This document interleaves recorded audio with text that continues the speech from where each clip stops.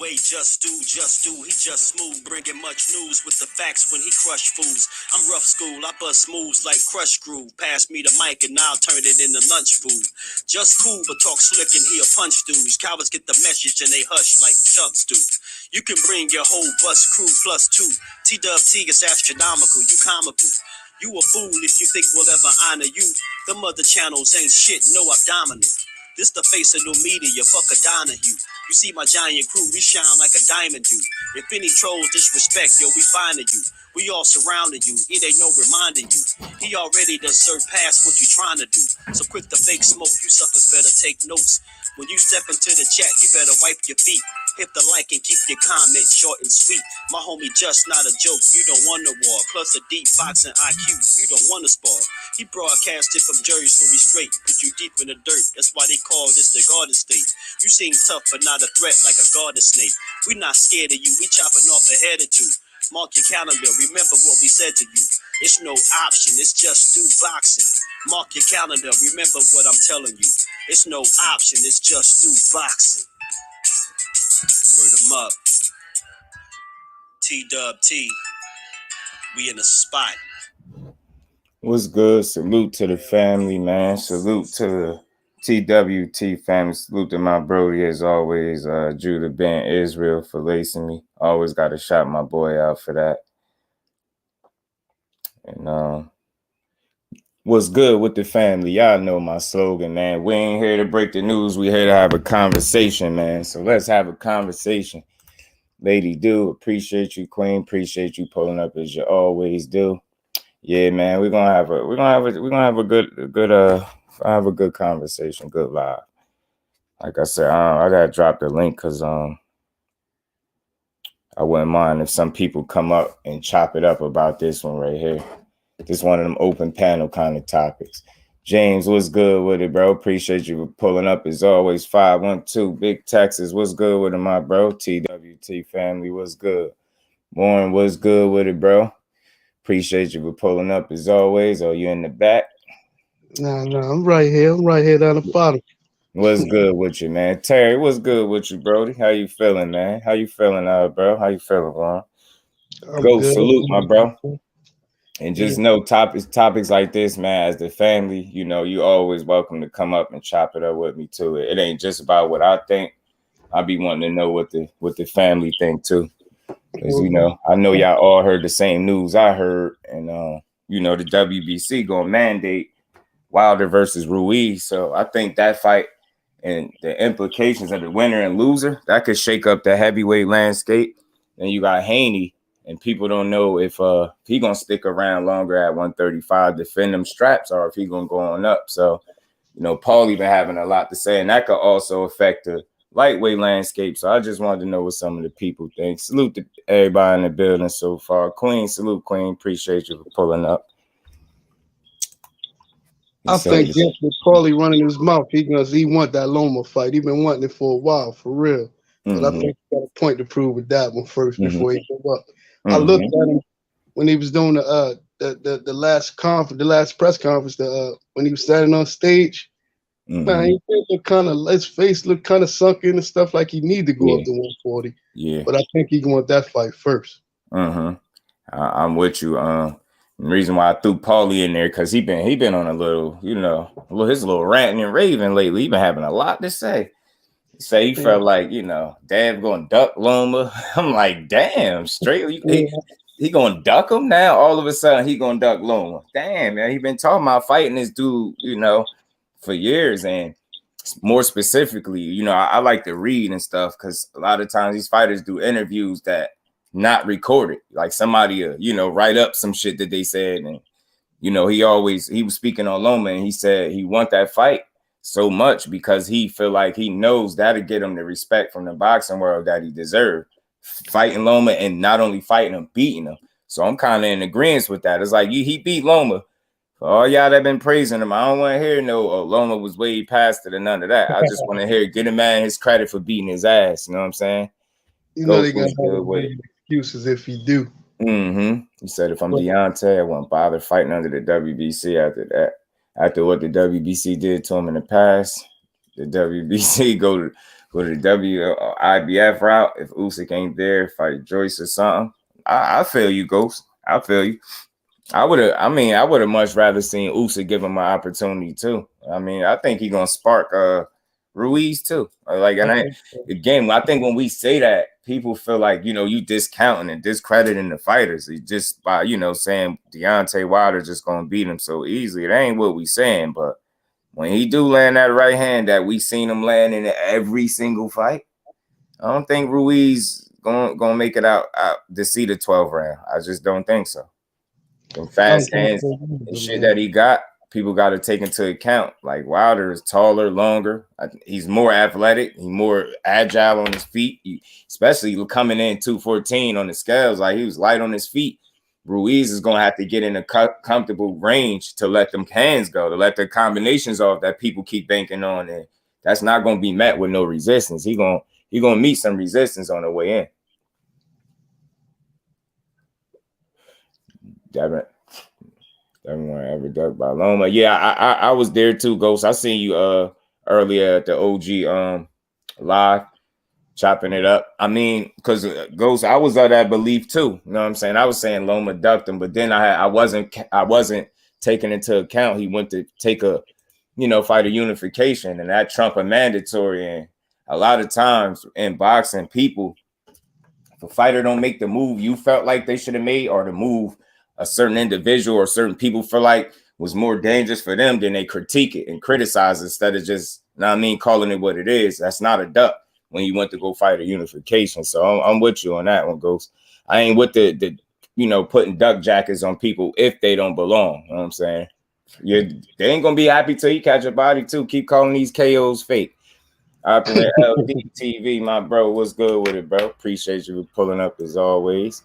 Jake Gibson, my bro, what's good with you? How y'all bros feeling? I've just seen dude put something up on Tube the other day. I was checking it out where Sullivan out of his own mouth said Loma requested the franchise WBC. Yeah. Requested it, accepted it. It always seems suspect because of, you know, the way once somebody has a franchise title attached to their name, it's like they move a certain way. And it's like you shouldn't even want your name attached to anything franchise, some shit that they're just making up, and it just make you look bad. You get what I'm saying? So I did hear if he ain't requested, they definitely was cool with it. They said, Knockout, what's good with it, bro? Appreciate you for pulling up. Yeah, but so I'm like, man, I don't know. I think people just be wanting to call somebody a duck. They don't know who they want to call. Loma a duck, Haney a duck. I just don't know if I feel like he's ducking. Like, but again, and my bro Knockout in here, and I know how he feels somewhat about that. Stormy B, man, salute to the sensei. Appreciate you pulling up, OG. There you go. Spoke him up. Talk about this is what I wanted to do, man. Chop it up. I want to hear from the people today. Knockout, what's good with you, man? I'm chilling, bro. How you doing? And shout out to the other brother on the panel too, man. Yeah, that's Warren right there, man. Appreciate it. Good Knockout. I'm in here. Yeah. Good, what's on your mind, bro? Man, I mean, I heard y'all just talking, bro. You probably saw my Loma and Haney debate, so I disagree with the whole Loma duck Devin Haney shit, bro. Like Mauricio Suleiman said that his team requested that shit, and Loma said he ain't knew nothing about what Bob Arum and them did, bro. And Loma's behavior after that, when Devin was going to fight Linares, Loma was talking about, man, send me the contract. Like I want the fight. Shit, what we doing? And he's behaving the same way right now, saying that he won't undisputed, and he knows who the undisputed champion is. And Bob Arum is telling y'all that he's trying to make that fight. So I just don't understand. So what you want me to believe is that when Loma was younger and in his prime and the champion, he was ducking Devin Haney. But now that he's older and not in his prime, now he wants the fight. Like that shit don't make no sense. Then I just don't think you can duck a contend. You can't tell me somebody's ducking if they fighting an undefeated champion. Like who you fighting instead of somebody matters, right? So he is Devin. People want him to fight Devin. I understand that, but instead of fighting Devin, who was a contender at the time, he chose instead to fight an undefeated champion, who at that point in their career, TEOFIMO Lopez, he had proven more than Devin, who was undefeated, He had fought better competition than Devin, and he was a world champion when Lomachenko fought him, bro. How are you ducking a contender to fight a champion? That's like somebody trying to tell me that Terrence Bud Crawford is ducking Jerome Boots Ennis because he trying to fight Earl Spence. So Earl Spence is ducking Virgil Ortiz right now because he wants to fight Terrence Crawford. That shit don't make sense, bro. That's why I like talking to you, man, because you factor in, you know, everything. You take into account everything before you make an assessment, and that's why I feel like you always logical, and you err on the side of logic and reason all the time. So it's just hard to disagree with that. Think about it, Judge. So we got a great fight just now with Jermell Charlo and Brian Castano, right? Tim Tszyu was Brian Castano's mandatory. So if you're the mindset that Lomachenko was ducking Devin Haney to go fight Teofimo Lopez, then what you're also saying is that Brian Castano ducked the shit out of Tim Tszyu to go fight Jermell Charlo, bro. Like that shit, like none of this shit makes sense, bro. You're not a surface level dude. That's why you able to assess things that way, which to me is just way more accurate than what people be explaining. And I tell people all the time, when you dealing with boxing, you gotta go deeper than surface level, man. You know what I'm saying? You gotta really make everything make sense. All that what you saying based off people logic, that's exactly what they're saying. You get what I'm saying? He ducked like that's why I don't put duck jackets on people. The only problem I have with that one right there is Big Texas was if good, you wasn't avoided, Jay was good. You could have kept the belt and still fought him as the mandatory, but he dropped the whole belt so he wouldn't have to see that man at all, no matter if after he fought Teo if he would have won or not. Like he dropped the whole belt, he vacated a whole belt. I mean, yeah, he did go fight another champion for the IBF, but he dropped the WBC to do that. But the WBC, like, we can't just glance. We just can't glance over that. Like, yeah, he went and picked up a franchise destination, which wasn't supposed to be like a championship belt at the time. It was just like a destination. So I mean, you drop a belt, go get another belt to fight another champion. Yeah, I get that point, but why not keep that belt so that when you're done with that unification, you can go into that mandatory and fight a Devin Haney for that fight. I mean, I would have respected it better if you would have pulled that move that way. But I get what you're saying, Knockout. No, I feel what you're saying too. But you gotta also take into account, which sucks, which I understand the business of boxing. So if you Bob Arum and what Loma is saying is true, is that he knew nothing about it. If you Bob Arum, you're looking at Devin Haney and you know that he wants the fight. You know he might try to mandate the fight, put in some paperwork to become the mandatory. He gonna try to make the fight. If you Bob Arum, you're looking at it like, shit, I could have my champion fight Lomachenko. I could have Lomachenko fight Devin Haney. And if Loma lose, then I lose control of the belts, not only the WBC, but the WBO. Or I could put in this petition right here. The WBC is telling everybody that it's an elevation, and they'll still honor the unification, and I can try to make this in-house fight. So the team of the fighter also comes into play because Bob Arum also said, like, I ain't trying to make no fight with Devin Haney. He signed to the wrong promoter to get the fight. So shit, like I think it was more so not Loma ducking. I think it was Bob Arum trying to do what was in his best interest, which in turn made his fighter look bad. You know what I mean? It made his fighter look like he don't want no. Where if we fast forward right now, you can see Lomachenko want all the smoke. He ain't ducking no fade, bro. He want the smoke. He been wanting the smoke since 2021, like the beginning of 2021, bro. He wanted that fight. But they fought with nowhere before, so it's never been him. I blame it on Bob Arum and them because, like, when it comes down to who I'm gonna trust between Mauricio Suleiman saying that and Mauricio Suleiman said that the team was the ones that petitioned for it, and Loma saying, "Look, I ain't know shit about it. I called to see what was going on. I ain't know nothing about it, but I just want to fight the best. Like, I'm gonna believe Loma until he give me a reason to think that he a liar or something, bro." Yeah. So yeah, I can see that. I looked at. I was feeling the same way when I thought I was like, man, when I looked at the Sullivan stuff and all the other stuff where they said he dropped the belt, but yeah, it's always politics to it too. Got to go deeper than surface level. I've been saying that a little bit lately. With boxing, you got to go deeper than surface level, man. You just take they, you know what I mean, take them at their word, knowing damn well this is a dirty game and all motherfuckers do is lie and mislead. You know what I'm saying? Motherfuckers do anything to make themselves not look like the fall guy, not look like they're responsible. So meanwhile, they keep us arguing about senseless shit when you could just simply, you know what I mean, add up all the factors involved, like Knockout just did, and you will see through the smoke and mirrors. You will see it, man. I just ain't into it personally. Not calling people ducks when they didn't duck somebody. I'm not cool with that. I just can't move that. It's the same Mauricio Superman that told us, hey man, Canelo Alvarez, we bestowed the franchise belt against him. So you bestowed it and just gave it to Canelo, but now a few months later you're telling us that Lomachenko asked for it. Like, bro, you contradict yourself too much for me to take you serious, bro. Mm-hmm. How does Lomachenko don't know?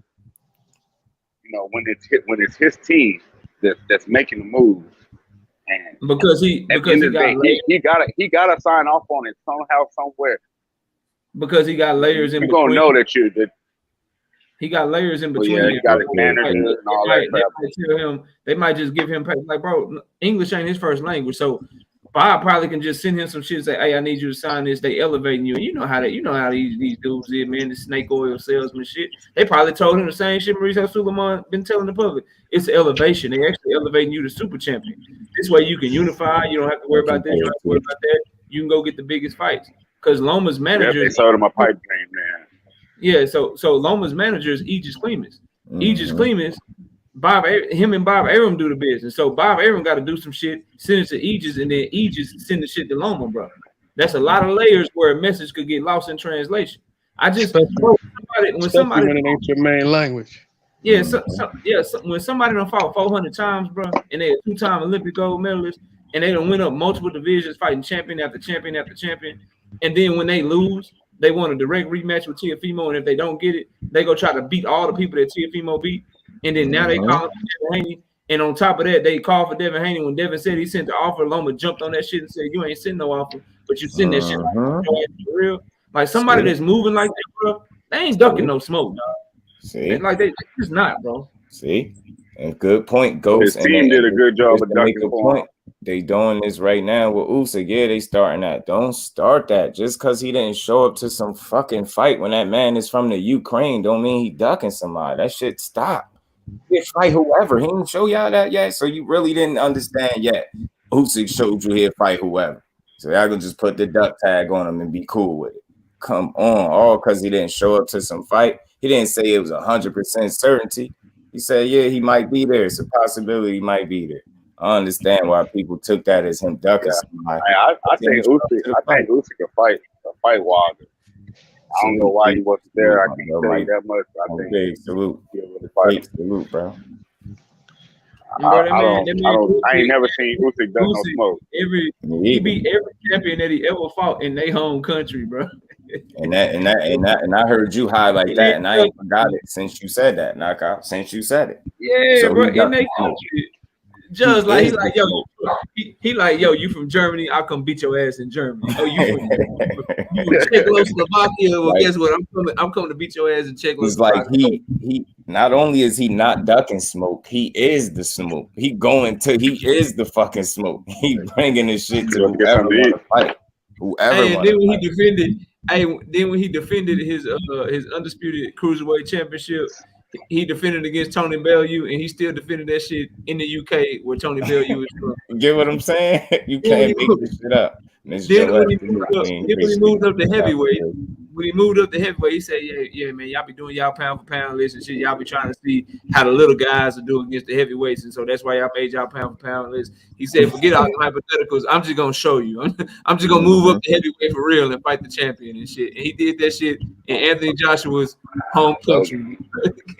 Like he ain't ducking no smoke, dog. He will fight Wilder if they pay the man. If Al Heyman want that fight. And they go, I'll let you know when it's done. And they pay that man the money he looking for, bro. Usyk will get in the thing with that man, bro. Yeah, I believe that.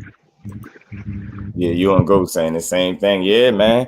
And that's why I wanted for people to speak on this and not just me, because it's always something, another layer to add. And that's just exactly what you did by breaking that down. If that don't make sense, if that's not logical to you, then I don't know what it is, man. If that man ain't ducking, Loma ain't ducking, man. Just don't put that on him. And again, it's like I said this for people, we just need to be a bit more patient, because I said it's like everybody has had their fight. You get what I'm saying? You got Tank got his fight out the way. Devin Haney got his fight out the way. You know, people got their fights out the way. So I think from here, it's like the path is clearing, and we ain't got to jump to who to call somebody a duck. It's gonna play itself out. We about to see who ducking. We really about to see what people next moves. Right now, Devin Haney is in the best position right now. He could just stand tall on what he's been talking about for years and fight the guy that you said would get you the respect that you deserve from the boxing world. Anything less would be stupid. I get it. If unless for some reason you just can't make it. But again, I paid attention what you said. You had the nutritionist, bro. So I'm not really trying to hear that. I know you can make one more fight and fight that dude. Your performance wasn't affected by, you know what I mean? I get it with the cheeks looking sunken in. I get all of that. But they've been saying that for like the last 3 fights, I think, with this dude. You know what I'm saying? And I just think that's just how he look. I mean, maybe he do need to go up. But I say, just to put all that duck shit to bed, just fight the man. Fight him. Can't nobody call you a duck. All I know is this, Just. It's all I know, bro. I watch Gary Russell Jr. make the same weight for years. I watch Errol Spence Jr. make the same goddamn weight for years. I watch Marvelous Marvin Hagler make the same weight for years. So if you truly chasing the big fights, and the biggest fights are at 135, then you know, because you got big bread, but I don't know, like you got all them chains and shit. You got the cars, you got the houses and shit. That's cool. Get you a nutritionist too. Get you whatever you need to make weight, because that whole outgrew the weight class. He too big. Well, I'm not trying to hear that shit, bro. Dudes show that they can make the same weight all the time. And then again, context, bro. What you say, when you say it, how you say it matters. I don't get to claim that I won't smoke with everybody in the debate. I don't get to call out Just Do in the debate over and over and over and over again. And then when Just Do is ready to debate me, I'm like, nah, bro, I ain't debating on YouTube no more. I'm moving to Twitch, homie. If you want to see me, you got to see me on Twitch. I don't get to do that shit, bro. Devin Haney don't get to be like, yo. You have a nutrition. Yeah, Devin don't get to be like, hey, man, you know what, man? Y'all asked me about Loma. Let me tell y'all something about Loma. I ain't never losing to a white boy in my life. I beat the shit out of a white boy 10 out of 10 times. Or call Loma a duck. Or where the hell is Loma at? And just basically build your whole persona off of being this boogeyman that don't nobody want to fight. You don't get to do all that shit. And then when the fight finally get there, oh man, shit, I can't make the weight no more, dog. Like anybody, I'm not trying to hear that shit, bro. And that fight right there would solidify him at 35. Like you said, that would really solidify him at 35. Because even with the belts, like you said, he's still not the respected champ. He still don't get the champ respect like that. But that one right there, even if no matter when no matter how the outcome of it, that'll show that he ain't, like you said, ain't got no duck in him. But if he win, that'll solidify him at 35. There's be too many smoke and mirrors, man. You can't believe these fighters be full of shit sometimes. Yeah, and I ain't even asking. I don't even think we should ask him. Like, man, you got to fight all 3 of them. You got to fight Loma, Tank, and Shakur, because they all got smoke for you at 135. Nah, bro, but you got to give me one. Yeah, I'm with that. You got to give me one before you move up, dog. I don't care which one. If you fight Tank, I ain't gonna be like, yo, you ducking Loma to fight Tank. If you fight Loma, I ain't gonna be like, yo, you ducking Tank to fight Loma. Like they all like, or Shakur, same thing. Like, bro, you gotta give me one, fam. You don't get to talk like that for all these years and then not give me one. Bro. I gotta get one from you. I think it's definitely gonna be Loma though. It's definitely gonna be Loma. Like, he gonna stick around and fight that Loma fight on that top ring contract. And then he gonna move forward. And I'll be all right with that. If with Bob and I'm with Knockout. He needs to fight one of them 3. The dang show. Well, what y'all think? Ain't Bob pretty much got to say in this right now? Yeah, he do. And that's what, and I always said he gonna put his grandson in there. He gonna give his grandson that opportunity to be undisputed. That's who's his grandson, bro? The Loma. You know Loma Bob Graham grandson. He love that dude, man. It's Loma this, Loma that. I had somebody telling me why would he put him in there now and he didn't put him in there before. I'm like, the stars did not align the way they align right now. This is the perfect opportunity for him to place his grandson in there right on cue, try to get him a chance to become undisputed, man. And it's gonna do the pay-per-view numbers he wanted to do. This shit is crazy. Oh, that fight ain't going on pay-per-view, bro. I was about to say that. I wonder would it hit pay-per-view though. That ain't going on pay-per-view. I doubt it. Oh yeah, I forgot who I'm talking about. That's what he is. In between matches, there are examples: Yap, Hagler, Spinks, Chavez, Jackson, Leonard, etc. Facts. So it's like, that's gonna be the weakest of excuses, man. Like, I hate to, you know what I mean? I get it, but your body better not just all of a sudden completely, be exhausted and you can't make 35 now that the path has literally cleared. The stars have aligned for you to fight the guy that you say is going to get you the respect you deserve. Fight that, man. Fight him. I don't want to. I got to go talk to my team. I see what my dad says. Man. I know what I'm going to say. I know what I'm going to say if your ass don't fight him. I don't want to call nobody no duck. But damn, bro, you've been talking about this too much. And I feel like the difference between now and all these other times is now the stars, like I said, just got to get in line. It's perfect. And go take him out because Paulie. I had Paulie in my description because he been chatting a lot, man. He was going in a little bit. He said Loma is gonna get, Haney gonna duck Loma. He think Loma will beat him easily. Yeah, I saw that too. I saw him come on there and talk about he beat him. But the other white boy would have trashed him or something like that. He said something about it was a race thing, but I ain't even getting into the race thing. But Paulie just you can't take Paulie seriously. Remember, he said that Eastern Europeans are taking over boxing. Yeah, it was actually Black Americans that are the most undisputed, most world champions.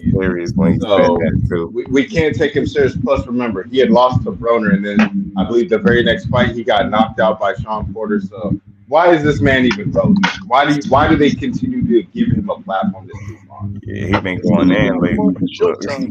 I don't know how true that is, but they said he got fired from Showtime. Oh, damn, Haney responded, huh? He said Paulie wish he said he everything Paulie wish he was.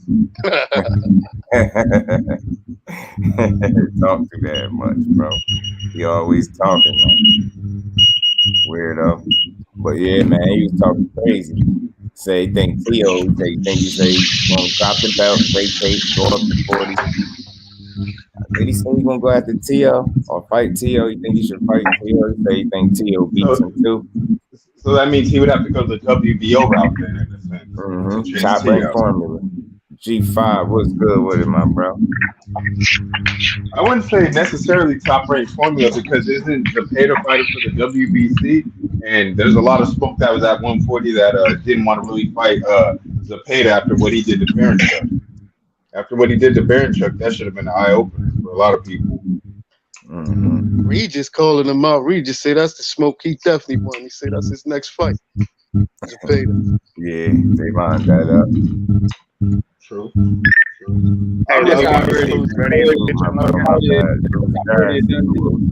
We just programmed Zepeda fighting on November 26th.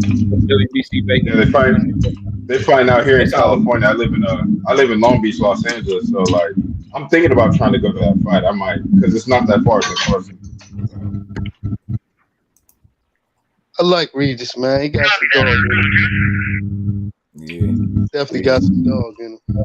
Salute, Bruce, guys. Yeah, Regis. Yeah, I'm glad you're getting the opportunity, even if it seemed like it was by default. Seemed like something, that situation had to take place for him to get it, but I'm cool. He got it. Man, I think that's gonna be a good ass fight. It's gonna be a good fight. I just want to see what kind of undercard they're gonna put with that. You know what I mean? That is a good fight, but what undercard you gonna put with it? So it's a whole card, you know. That's my issue with the fight is that because of who won the Arm Nation or whatever that won the person, they ain't got no fighters. So I think the undercard is gonna be trash, and also that shit gonna be on pay-per-view on like Fight TV or some shit. Like it ain't no fight you should have to pay for. Like no disrespect to pay this, but it's a regular. Would you say this is a what is this, a Fox 11 or a FS1 kind of fight, not a pay-per-view fight, but on multiple different streams? It's like FS1, ESPN Plus, Showtime TV on a Saturday night. It's that type of fight to me, bro. It don't deserve to be on the pay-per-view. But it's gonna have to because the Marv Nation, they need to get some. They trying to get some of their money back, and they ain't no big player in boxing. Like didn't Regis also fight on Triller too? Didn't Regis also fight on Triller? That one fight? Yeah. Could we not? Hey, but I heard that they don't pay no fighters either. I heard they didn't pay those people right. He fought Ivan Red Cash on Triller, and that's been his issue, man. A lot of bad business moves. Right. So is Regis in the same boat? Is he in the same boat as Andre? Because aren't those bad business moves? I don't think it's that bad yet, right? It ain't that bad. He younger. You know what I mean? And he's still getting the shot right now. He just he gotta be smart moving forward. Like if you at 140, man, you gotta go holler at Bob, bro. You gotta go holler at Bob, man. He got a 440-pound division locked up. Yeah, that's great. Well, wouldn't he have to holler at what is it, Al Heyman? Because don't they have two belts? Albert Puello got the WB. Albert Puello and who else has the 140 belt? I think Subriel Matias is fighting for a vacant belt too. So I think he's gonna win. So would that be two that he needs to fight at 140? Yeah, they'll have half of it, but then Top Rank will have the other one. Also, Top Rank has all the guys from 135 that's gonna be at 140 eventually. If you fight in 135 or 140, Top Rank is the place to be because they're gonna have all the fight. Like Devin Haney got to come up eventually. Keyshawn Davis got to come up eventually. Josh Taylor is there right now. Jose Ramirez is there right now. They got Zepeda there. You got Pedraza there. You got Stuart Stevenson gonna have to come up with 140 eventually. All the big fights in the next 3 or 4 years at 140 pounds are going to Top Rank. Like the only guy that you can see this will be a big fight at 140 pounds recently is going to be it's the only name. Pedraza didn't look good to me in his last fight. I liked him for a while, especially when he was at 35, but he didn't look good to me in his last fight at 40. Who that? Pedraza. Oh yeah. He looked like that age, kicking in 5 at times, starting to. His last two fights,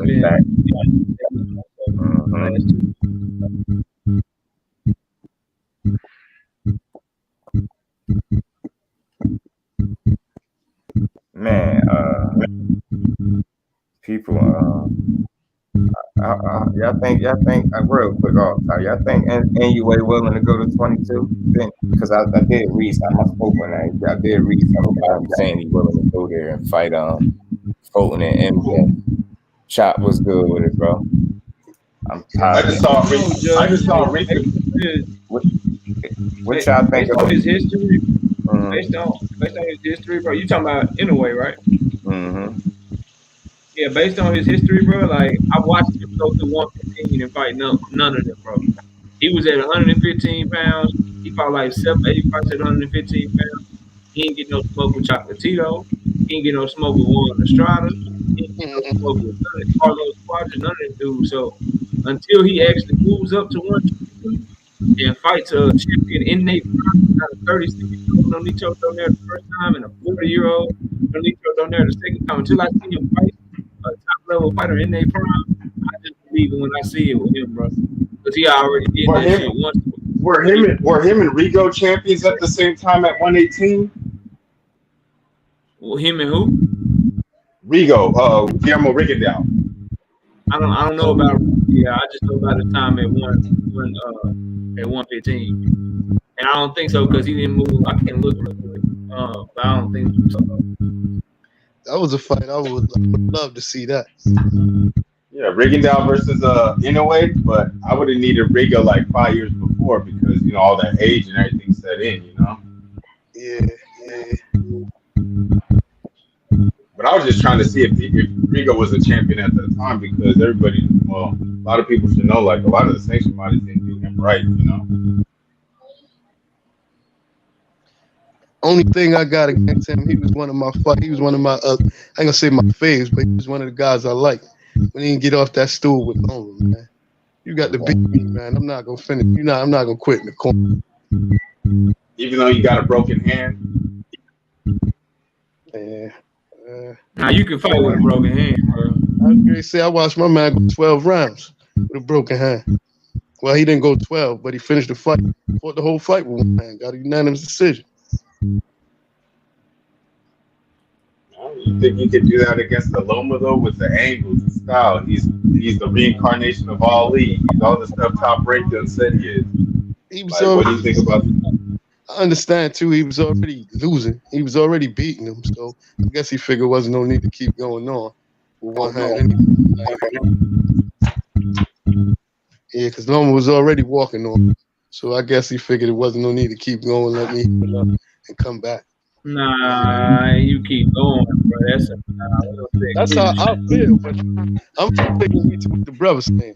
I ain't gonna quit on the stool, but I understand what the brother saying. Maybe that was his thoughts. That his hand was already messed up, and he wasn't. Only way he was gonna win was the knockout because he was out all the way to that point. But yeah, like I said, man, I see you beat me. Or they gotta stop it. I ain't sitting on the stool not coming back. Anyway, you gotta stop. What y'all think about him defensively? Who? I'm still on this anyway shit because I ain't never had nobody write no damn essays in my comments section. God damn, bro. Who wrote an essay, bro? Yeah, they writing essays in my comment section about NUA, how he just gonna walk through Fulton and Akadawi. If he gonna go up there, he's dealing with no problem. He just handled a super I think the only fight I would want him to see him have his fight is Mirjan. I said undisputed. I think defensively irresponsible at times. Somebody said I'm misleading. His main issue with somebody like Stephen Fulton is gonna be that long ass chest. Stephen Fulton got like a 72-inch arm reach. Man, I hate people. That's the first thing that jumped out. In a way, but Stevie Fulton fights on the inside. He's an inside fighter though. He's not. The only time you really saw that was in the fight with Brandon Figueroa. He could do all that. But if you go watch his fight that he just had with Daniel Ramon and see what he did, fuck anyway, gonna look just like Daniel Ramon, just clueless out there, getting his face jammed out. This whole notion that, like I got people really like arguing because I respond to as many comments as I could. I'm just one of them people. Like I really do that. I engage as much as I could. But God, I told you straight, I'm not reading all that, yo. Come on, man. I'm not reading that. You just tripped out. That shit was like an essay. That shit paragraph. Like what? Boy, what's on your mind? You won't click it. Come over here. That's the thing. I really talk to people because I keep telling people I'm different than everybody else, man. I'm gonna keep saying that. I don't shoot down opinions if it's within logic and reason. I'm gonna rock with you. I'm gonna let you say what you're saying, even if my perspective is different. But goddamn, to just say, I'm bugging because I don't think he'll walk through Fulton. He ain't done it yet. God damn, because he could punch. That's exactly why I say he's defensively irresponsible at times because he's so heavy on that front foot and trying to, he a powerhouse. He looking to get you out of there. That defense be an afterthought sometimes. Don't tell me I'm missing. But here's my thing. Justin, would you say he'd be just defensively responsible at times if I know I could take your best shot? Like, let's say I just took your best shot. I'm like, oh, it didn't really hurt. Like now at that point when I know that there's no threat or danger, like, do you think that might play a factor? Say that again, my man. No. Like he got his eyebrow, bro. Who did? Who did? Anyway, got his that was Donaire. Donaire went. Yeah, Donaire did that. Oh yeah, I'm glad you brought that up because then he said Fulton won't beat Donaire either. Like, man. Hey, let me ask you something. Just do what's the person's name? I know you remember their name. I bet you it's the same person. What's their name? Vin Lee. Oh my God, Joe, you fucking kidding me? You fucking kidding me, knockout? Fucking kidding me, bro? Ain't no way, bro. I'm gonna really go to this shit right now. Where is it? I bet you that's his name. Vin fucking Lee, bro. I said I'm responding to you. Y'all got the same trolls in your chat or in your comment section, bro. Bro, I literally Vin Lee only comments on my videos when it's about Monster Anyway, bro. He's the hugest, biggest Monster Anyway fan in the world. And so you know when I had that matter of fact, you judged the debate, Judge. Do you know when I had the Monster Anyway Jesse Ben Rodriguez debate? Oh, he was hot. He was in my after the debate, he was in my comment section, bro. Oh, he was hot, bro. Yo, what's wrong he with was hot. He left like 20 comments on why I lost. He was mad, bro. Hell, bro. He was mad, bro. I know exactly who you were talking about. Victor Lee or whatever. That's him. Yeah, man. God. I already know. Getting that country pride. Yo, he got a paragraph, or not paragraph. He got an essay, bro. An essay. Y'all think I'm exaggerating? Let me turn my brightness down, my cracked ass screen, yo. God, I dropped my phone face down, cracked my screen like this. I already know. Man, where is it? Hold on, let me put that. Man. Yeah. And it's more. That's just the first part, and then you see the second part down there. I said, "Yo, bro, I'm not responding to all that. Whatever." I think I just be letting certain people off the hook, man. Like, whatever. Ain't no way I'm about to respond to all that. You already know. You already know how I give it up and how I get down. I said, all I said to him, I said, "Man, that's cool. You feel that way. If you feel like you can do better, hit me up. You and I can get it in too." And he ain't right back.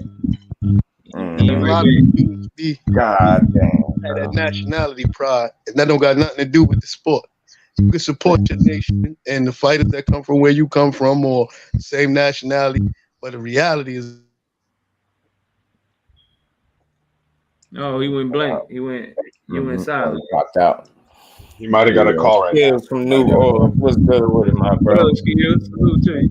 But yeah, when you started talking about it, just doing, you started talking about it was with Monster. I already knew who it was.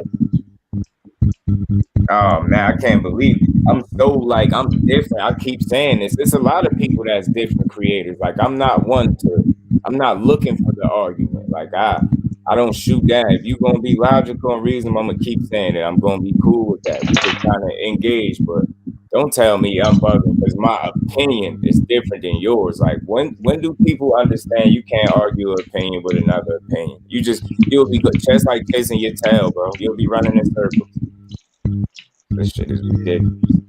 Misleading people. I done read a whole damn article where this dude claims that he's willing to go up there and fight them dudes, but he never fought with an African American fighter or something like that. Because they hard one and none of that because they tough or something along the lines. He said, Black Grass Podcast, what's good, bro? How you feel? You know what they'll do? They'll throw him some cream puffs early, like get him acclimated. But it's different if you're in the ring with like a Stephen Fulton, people like that. Like that's whole different if you're sparring them to a real live dog. You know what I mean? Hey, my dad told me a long time ago, man. Opinions like that, so everybody got one, no matter how shitty it is. Man, that's a fact. But I be cool with people. Bab Z, salute. Appreciate you for pulling up. How you feeling? We doing all right up there, just having a good old conversation, man. And 3-0, 4-0, KO. Slow motion, yeah, man. We on it. We on the job. I just had to have this conversation because again, it's like Wilder fighting Ruiz. That could shake some stuff up, man. You know, he could put himself right back in position where he needed to be. Where do that leave Tyson Fury? Oh, my bad, y'all. He fighting Derek Chisora for what, a third time? Is it?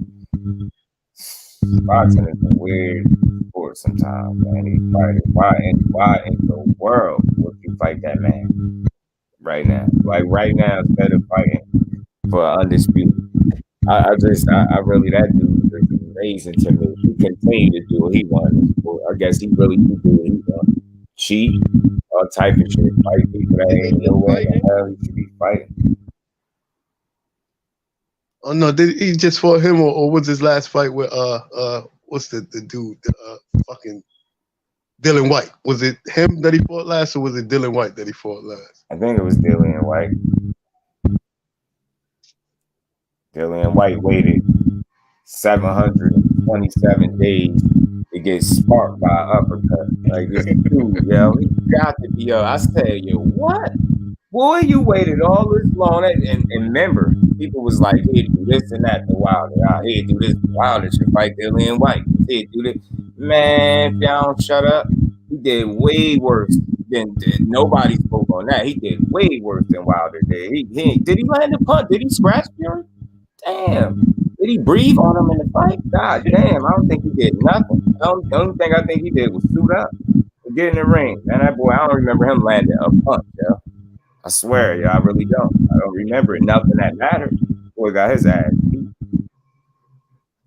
Knocked out bad. Like, man, whatever, man. Dylan White, he a sucker for that uppercut, man. He still ain't learned how to defend himself against that uppercut. Yeah. And Wilder got a little sneaky, too. With him being elusive like that, being on his feet. And I don't know, man. That dude, yo, I'm telling you. If they want to see him fight a UK fight, I'd rather beat Joshua than White. That's not even gonna be worth his time. Yeah. Because he said it's still a, obviously a demand for that fight. Because he said everywhere he go, that's one of the main fights people keep asking about is AJ. When you and AJ gonna fight? When you and AJ gonna fight? Dr. Mark, salute OG. Appreciate you for pulling up. And so what I would want to see it. I mean, I think I know how it would end, but it's still my opinion until it happens. And I ain't against seeing it happen. You know what I'm saying? I just think Wilder is the only thing I would agree with their negative critiques or with some of the stuff I heard the detractors saying is he ain't never gonna be the same. Because he wasn't the same Saturday night. He looked a little bit different. Might be a little slightly improved. Who knows? But I think it's safe to say he's back. If there ain't nothing else, he's back. Definitely back. And this whole notion that, you really think he'd catch Usyk? Absolutely I do. And I'm not even being a fan when I say that. It's no fan shit when I say that. Show me a fight where Usyk ain't get hit. I'm talking not so much hit. Show me. Other than that, show me the fights where Wilder ain't able to land the right hand. And so that's all I'm saying. When I say that, don't people making it feel like it's out of the realm of possibilities. There's no way you can hit Usyk. He's not unhittable. Get your asses out of here. Footwork my ass. He's gonna footwork his ass right into the right hand and sleep. It's gonna be the next thing we do. Somebody gonna be waking him up like they do the rest of these dudes, explaining to him what round he caught you in. Yeah, it's a different fight when you getting hit. That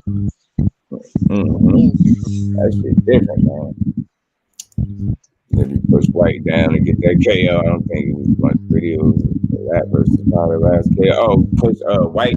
Yeah, he did. He pushed a little bit. It made me mad because trust me, I wasn't rooting for Tyson Fury at all. If anybody wants to know on the low, I was secretly hoping White could land one of them little wild shots that he like throwing. Yeah, he wasn't able to do it, but I seen him get sparked. I was immediately annoyed. Like, I knew what you kicked for. I was like, fuck, I knew you couldn't do it. I think at that point we now know that Dylan White, he ain't got no chin at all. No chin. Yeah, he ain't it. The most he could do is test you from here on out. I just don't think he'll ever be that guy. He just won't. He just won't. Put him against Otto Wallen. That'll be a good fight. You said that. What you said, Terry? Him versus Dylan White versus Otto Wallen. That'll be a good fight. Dylan White. Oh yeah. Shit, that's what he needed. That's what he needed to try, right? Because don't just try to go back to the top. Like just work your way. Because you one knockout away from probably being done. You won the KO loss from being done. And he is a sucker for that uppercut, y'all. God damn. Didn't Joshua spark him with an uppercut? Got him with. Yep. Got him. Joshua got him.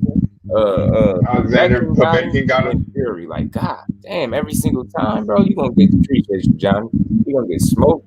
This really the landscape, yo. Like the fight that Haney take next could really shake shit up. Say if he was to vacate the belt, that shake up 135. I think even him staying there fighting a Loma could still, you know, shake stuff up. The landscape is interesting. I just the people that's not trying to make the big fights need to move out the way. They need to move out the way. But you know what? Like I said, I think we're right at the point right now where all this ducking and stuff that people been talking about, we really about to see who be ducking, man. Wilder and Usyk. It really what that was Usyk said he might. It's a chance he could be at the Wilder and Helenius fight, and he said he'd be willing to give Wilder an opportunity at the belt. So then I read another quote from Usyk. He said his interest was in Tyson and Wilder, and that's where it ends for him. Like that's where his interest was, those fights. So I mean, I guess you know he can need a much he need rest right now because he was getting touched in that second fight, and I keep telling him what y'all be watching, but he was getting touched in the second fight. He even got hurt. To me, you know what I mean? I've seen him hurt, but I think Joshua. I know Joshua threw his load. And he lost all 3 championship rounds, in my opinion. All of them, which helped him lose the fight. Yeah. Oh, word. Salute to my brother OTB, man. Skills was good with it. Joseph gonna relentlessly jab Frank. What do you think? What do you think Usyk will do? Will he take some time off and have to fight one of the mandatories, or because Tyson Fury is about to go fight Derek Chisora? Kelly Bean, salute, bro. It's interesting because, like I said, that's what he was kind of clear on that. It's like his interest was in them big fights. He cool with giving Wilder a shot, so he said, and he definitely want that undisputed shot. So it's gonna be interesting because Usyk don't duck the smoke, so he be with it. He's been the smoke for the years. People just ain't been recognizing it, but all the way from taking the belts at cruiserweight from the people from where they hometowns to. Remember when people were saying he'd be a small heavyweight, he wouldn't do good. He said, "Oh, really? All right, bet. I'm gonna go ahead and go on up there and test the waters." Matter of fact, I ain't gonna test the waters. I'm gonna go right for the top dogs and beat them up. And look. Fast forward now, you're unified heavyweight champion, undersized one at that. That's people out. That dog in him. So I mean, that's that. You can't instill that in some fighters, and some fighters got it, some fighters don't. Skills, I be saying that to him too. Speed detection, keyboard, yo, you wicked with that keyboard, bro. Still to this day, I type pretty fast too, but not that fast. Man, salute to everybody in the building. Y'all smash that like button. Yeah, just that's why I'm so glad I got it here on the verbal, on the voice today, man. Fucking text be killing me.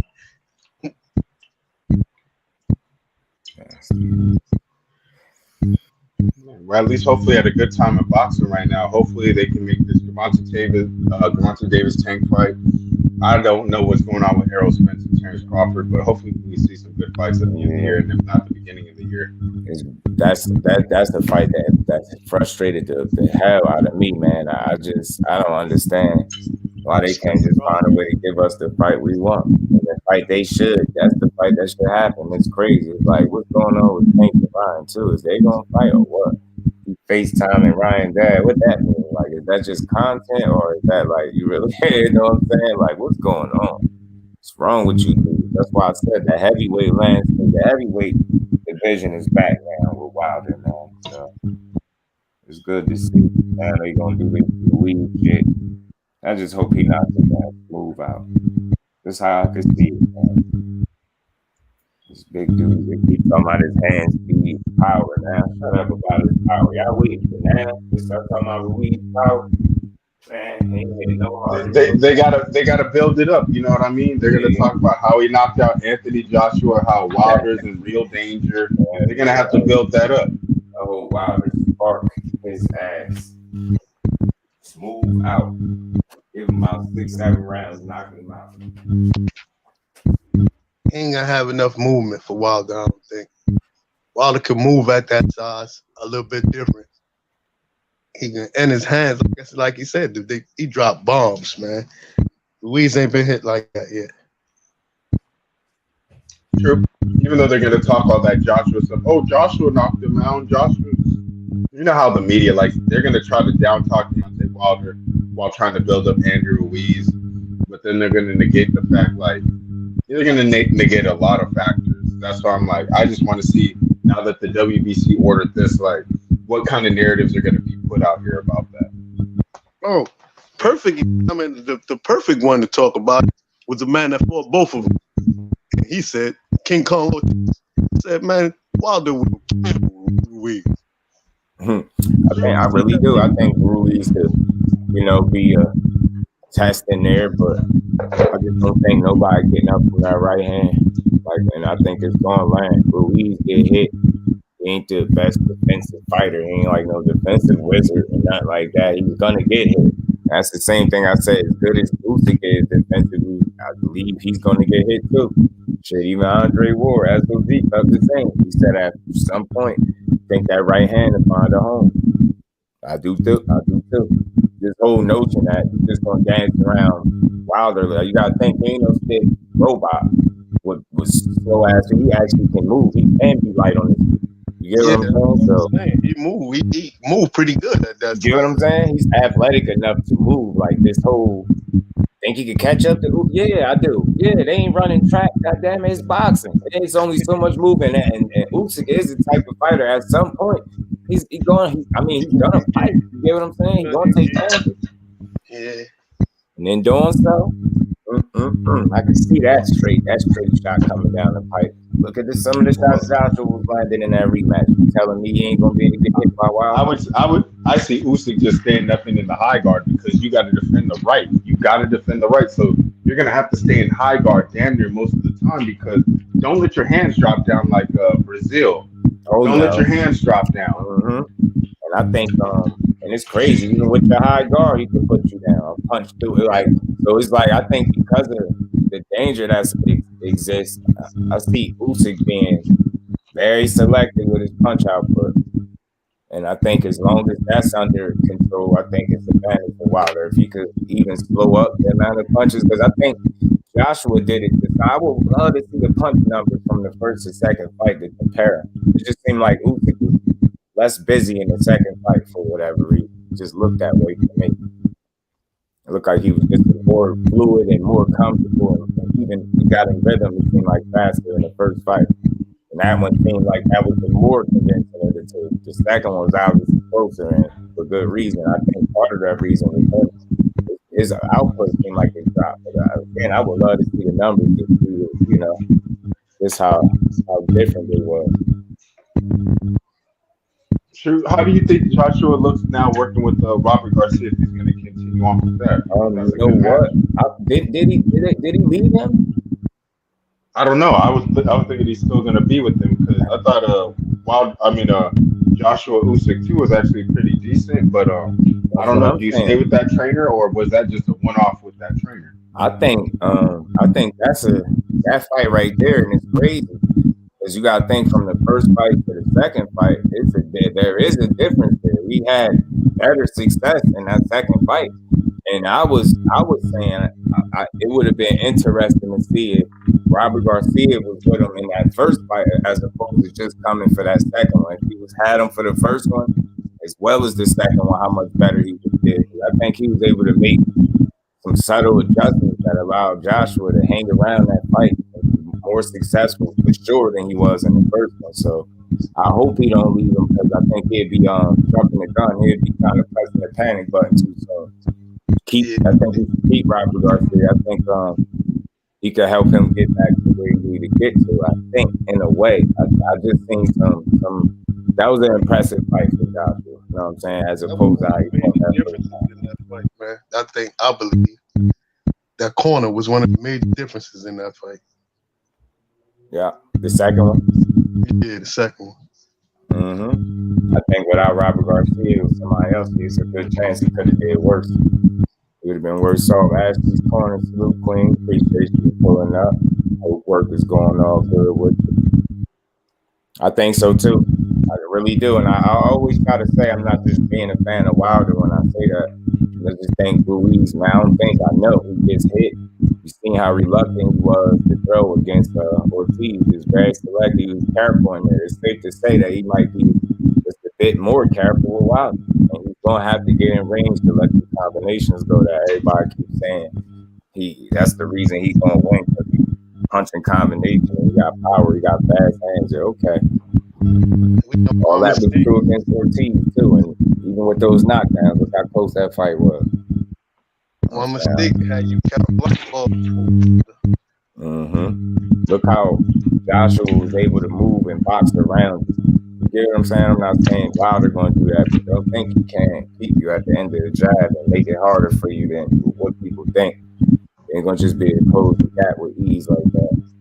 I don't think so. Yeah, I think Joshua really underestimated him in the first fight. He didn't take him seriously. You know what I think? I'll go a bit deeper because I read some of the stuff that he said. He had the wrong mentality going into that fight. This dude is on record saying he did not want to hurt his opponent. He's this grown heavyweight. The dude that looked like he go in the gym, fuck a workout and lifting the weights. He looked like he eat the weights and go home. Like this is a guy that said he don't want to hurt somebody. We talking about a heavyweight, bro. Talking about you don't want to hurt somebody. Then, you know, you went on this little rant, like you basically did your own eulogy after the second loss. Talking about you're an 18-stone fighter. You're not a 12-round fighter. You're not a 12-round fighter. That's interesting. You should say that. You're not a 12 fighter. What the fuck in your mind possessed you to try to outbox this dude to begin with? What made you think that? Like, I'm trying to understand this dude. You're not a 12-round fighter. Why would you try to fight him at what he do that? You know what I'm saying? And what's the excuse for Wilder? I mean, what's the excuse for Fury? Fury's over 12 stone. You know what I'm saying? So it's like, bro, I mean, like these other guys. You damn sure ain't. Because ain't none of them guys, all them guys knew damn well as heavyweights, I got to hurt my opponent. You could be saying that, that's concerning. It's like you in the heavyweight division where, not saying skill isn't required, but it's less skill can be required because all it takes is a punch. And you're going to put yourself even further behind the 8 ball by saying you don't want to hurt somebody. That's the whole objective. You get what I'm saying? That's concerning as hell for somebody to say that and be calm and be cool with it. Like, what? Who training you? Who the fuck allowed you to think that, all right, this is cool. Not only am I going to try to outbox the outboxer, the natural pure boxer, I'm going to try to beat him at his own game. You know what I'm saying? I don't want to hurt him while I'm doing it. What the fuck? I was like, yo, that's why I said people say it's hard. I don't think it's his heart as much as it is his mental identity. You don't know where he's supposed to be, when he's supposed to be. You in there with Uzi trying to be an outboxer. That shit ain't gonna work for him. You gotta go in there and be physically imposed and try to close the gap, make that ring small as possible for him and hurt him. It's easier said than done, but that's something. That's the challenge you gotta accept. You get in there with Uzi. You gotta be willing to do that. You going in there trying to outbox this dude, but not hurt him. What the hell? Then you're not a 12-round fighter, but you was cool with going 12 rounds. How was you gonna beat? I was like, hey, I'm never gonna forget you said this shit. So it's just mentality, man. And I think Robert Garcia got him closer to what he needed to be to be successful. You know what I'm saying? I don't know who might be that got that feedback. That don't even sound right in the sport, period. You ain't trying to end nobody's career or damage him, but you're not trying to hurt him. You're in the wrong sport, buddy. I see what's going on. AJ to come train. I heard he was training in Mexico or some shit like that. And Punch Ortiz. You see what I'm saying, Ash? And what's the reason? What's the observation you think he punched in combination? Because he was worried about what was coming back. The same going to be for Wilder. You get happy if you want to with them combinations. That's how you got dropped against Joshua. That's how Joshua caught you. The difference is if Wilder catch you and get you that clean like that and you get up, you probably don't make it out the round. It ain't gonna just be, oh, you shake it off, flurry back. Nah, he might finish you. That shit gonna be different. Ortiz passed his prime. He said he was 4 years ago. Fact. We had a lot of advantages over Ortiz. Yeah, it's not like that versus Wilder, and that's why they chose to fight Ortiz when they did. People be thinking they split, they not, man. Saying he ain't the boogeyman. I just want to know why people wasn't jumping out the woodworks to fight him. Facts, man. Please, man. He gave him a tougher fight than what he should have. Areola, another one, gave him a tougher fight than he should have. I don't think people be looking at the body of work, man. This dude ain't some spectacular outboxer, man. His fights be very competitive. It's the same dude that lost to Joseph Parker, dude that can't get out of second gear. Like, nah, man, this whole notion that he gonna just be some perfect boxer against Wilder and win, nah, fuck that. Show me. I ain't saying it can't happen. Show me. I'm leaning towards Wilder sparking his ass. I ain't changing my pick either. I'm not. AJ gets knocked out. He's gonna grab the mic and have another speech. What he gonna say? Yo, if he do that again, he's done, Ash, because he really ruined a good attempt. Like, if it was ever a fight, and I understand there's no moral victories in boxing, but if it was ever a fight, not to hang your head and not to be feeling like shit, it was that. You did not go out like no sucker. In none of those rounds, you performed like a sucker. Yeah, you blew your load a little bit. I think it was about the 8th or 9th round. One of them rounds, you shot his load, but you know, that was a miscalculation on your behalf. But other than that, I mean, you ain't fight like no sucker. Like, that's why I don't think you ain't go out, you know what I mean? Like, he just lost to the better man. If you could accept that, that would make you a better fighter. You had 24 rounds with him. I'm not trying to hear you don't think you won, so I ain't trying to hear that. You say you thought it was cool. It was, you know what I'm saying? But the first one was more convincing. But nonetheless, you made some adjustments. And that's a respectable loss if I ever seen one. So you ain't have to, you know, perform your own damn eulogy at the end of the fight. Threw that man belt out the ring. I'm like, yo, what? That's why I say, you know, he got yes men because nobody told him he was tripping. They all just looking like, maybe they was like blown away too, but somebody should have said, yo, like, somebody should have took the mic from him or something. He was doing too much. True. That's a very true. He do that again. He's done. Like, mentally, he's fragile. Like, you in a sport where you're going to be critiqued, but it's almost like you can't handle the critique when you get them. It's like you got to feel like you ain't have to justify your performance. You seen it. You went out, you fought like a real one in my opinion. You get what I'm saying? You ain't fight like no sucker.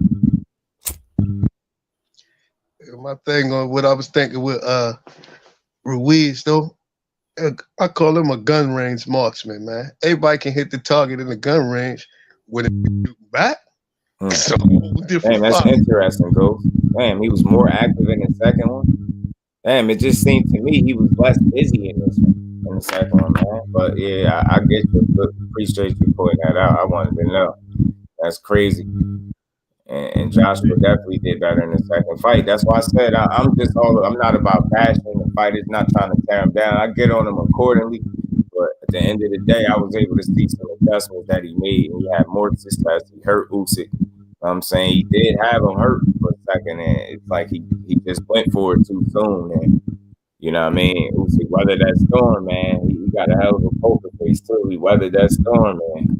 In rounds 10, 11, and 12, Usyk was able to just won all three of them. Yeah, I punched out too in that round when he thought he had him. I thought he punched himself.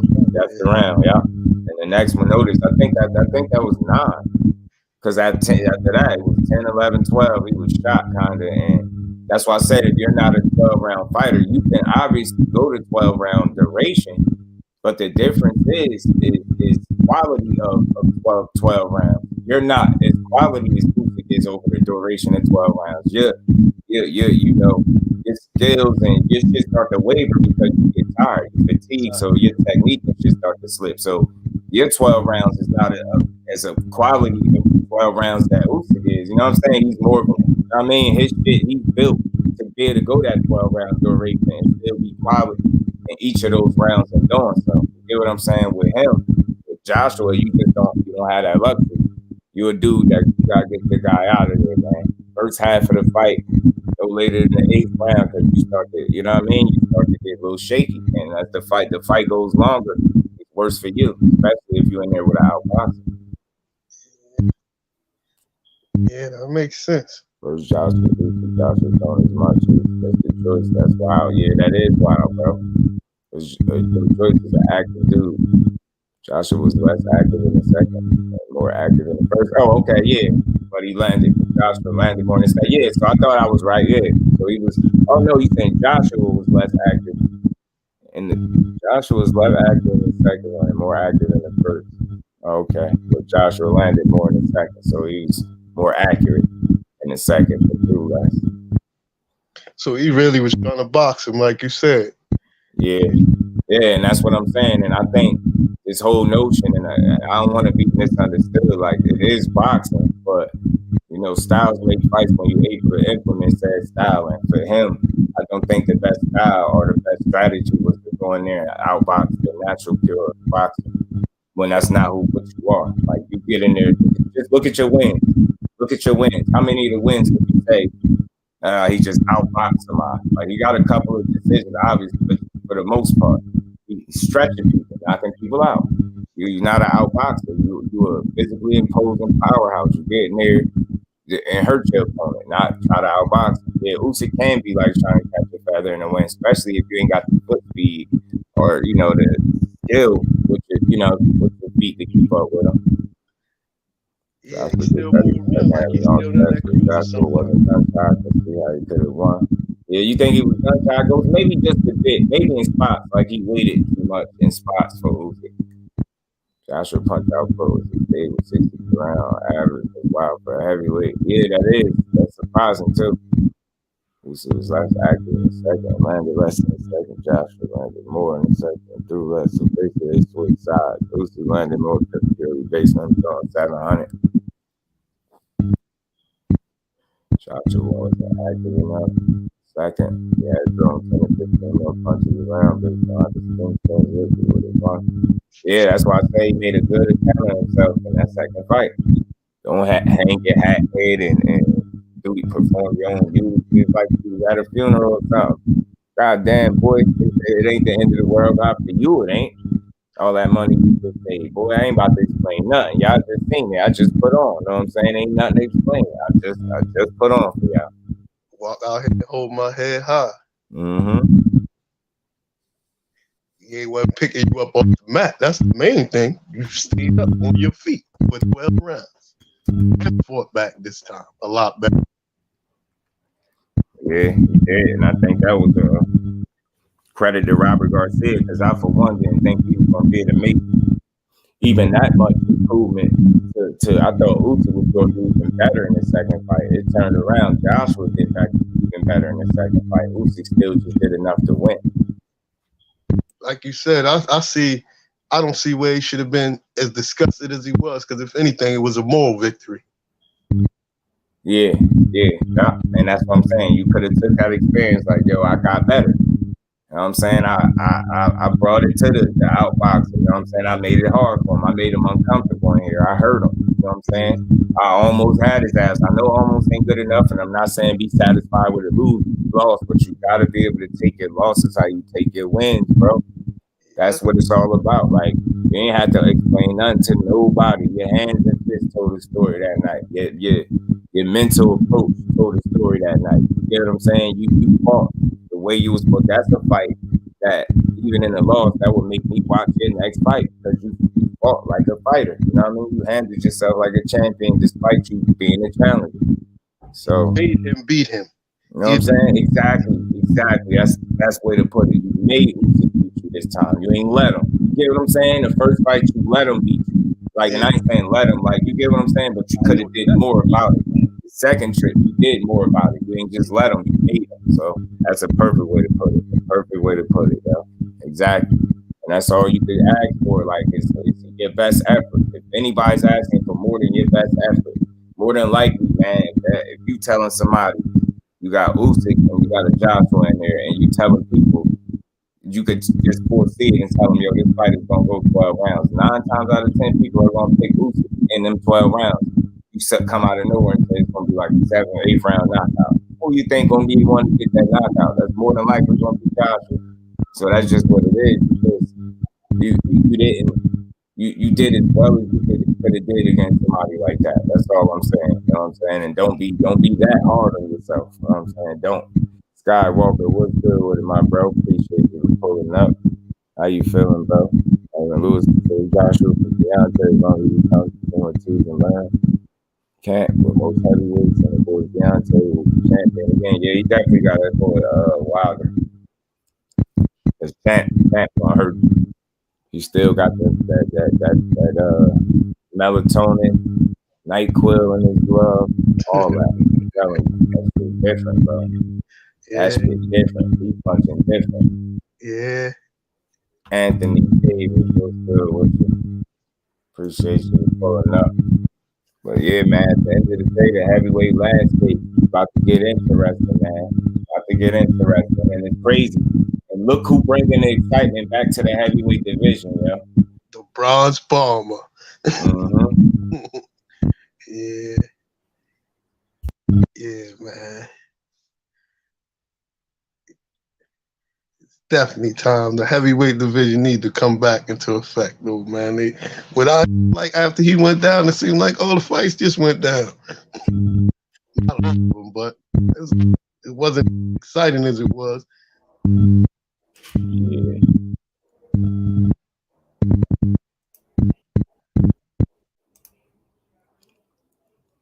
Warren, you could come back. Warren, you can come back up, bro. Your mic has some feedback. You are a Cheney fighter and value your life. Don't fight Deontay. You a fool. I'm telling you, don't. Mr. 24/7. What's good with it, bro? Appreciate you for pulling up. Jared Anderson will be the best heavyweight after Wilder, Fury. Hey, man, that's real possible, bro. That's definitely possible. I like Jared Anderson, man. I think he the goods for real. And I think, you know, with him being just 22 years old, man, he's ahead of the curve, man. And as long as he keep progressing and getting better, he's gonna be exciting moving forward. It's gonna be fun to see him, man. It's gonna be fun to watch him, and I'm gonna enjoy it. You know what I'm saying, I think he's gonna keep getting better. And the heavyweight division got some talent in it, but again, my point I was making, the heavyweight division is back, and look who bringing back the excitement, y'all. Everybody was just complaining about boxing and the heavyweight division. Man, look who came back, and it only took 3 punches to generate this type of excitement. He already giving you that fight. Now they about to mandate him versus Andrew Ruiz. So look who really giving you fights. Look who bringing back the excitement, y'all.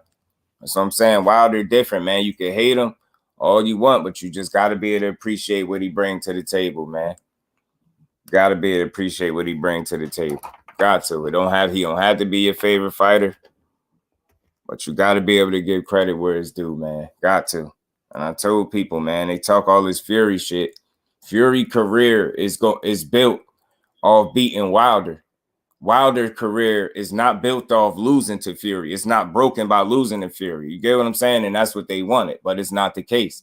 It's not like that, and it's never going to be that way. That's what people mad at. They mad that loss, even the losses to Fury, couldn't break him. You know what I'm saying? Couldn't break Wilder.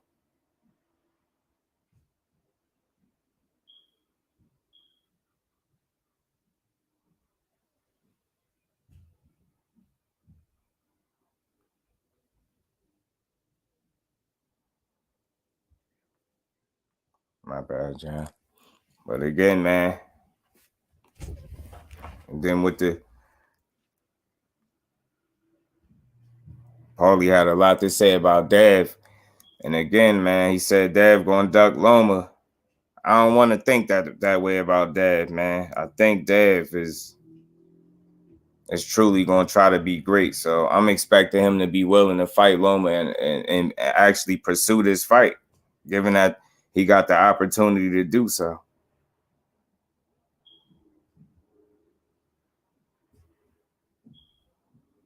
It makes no sense for him to not fight Loma. He said more than likely he's gonna still be at 35. So, and at the end of the day, Bob Arum is gonna call a shot. So I think that's what we're gonna put right in position. Like I said months ago, and somebody told me I was bugging.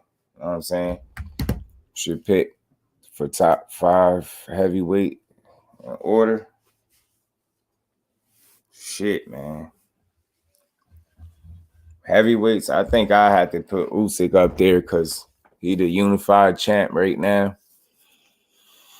I think he accomplished more through it with his body of work than Fury.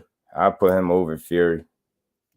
But I say Wilder is still a top 3. I put, Usyk, Fury, Wilder. Man, you gotta put Joshua in there somewhere. And see, I'll give me somebody else. Somebody else. Frank Sanchez making his way. You know what I'm saying? Oh, Warren, you still in the building? Appreciate you, bro.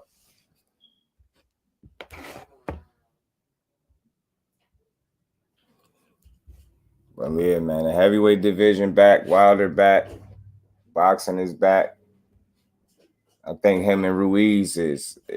I kind of seen this coming too, and I know it would have been too much right to get him versus Usyk right now. So I'm not really surprised that they ain't having yet. Usyk, I mean Frank Sanchez, Joe Joyce. You probably could throw one of them in there if you won at 5, because Joe Joyce definitely making his way. Frank Sanchez had an impressive win Saturday. He impressed me Saturday. Like King Kong, but he's getting up there in age. Yeah. King Kong is one of the older guys. I ain't gonna throw him in the top 5. I'll say Usyk, Fury, Wilder, AJ, and then you throw Joyce maybe in there, or Frank Sanchez maybe. I don't know if I'm missing. Everybody else seemed too young. Ain't nobody really experienced. Joyce is the dark horse. Telling you, he could be around for a while. He's durable, man. At least that's what it appears right now. He appears to be durable. Wilder will get to show them skills or Ruiz, and the critics will say facts 24/7. Facts. And they ain't gonna have no choice but to respect it. They can hate, but they gonna have to respect it. You know what I'm saying? And that's what it's all about. You gotta give Wilder his just due. And again, if they don't give it to him, I'm gonna give it to him. So it's all good. That's what I'm here for. Frank Sanchez, the dark horse. No one expects him to be the guy, but watch, he getting the belt next. Frank impressed me with his last one. I ain't gonna lie, Ghost. I liked it. He put hands on, bro.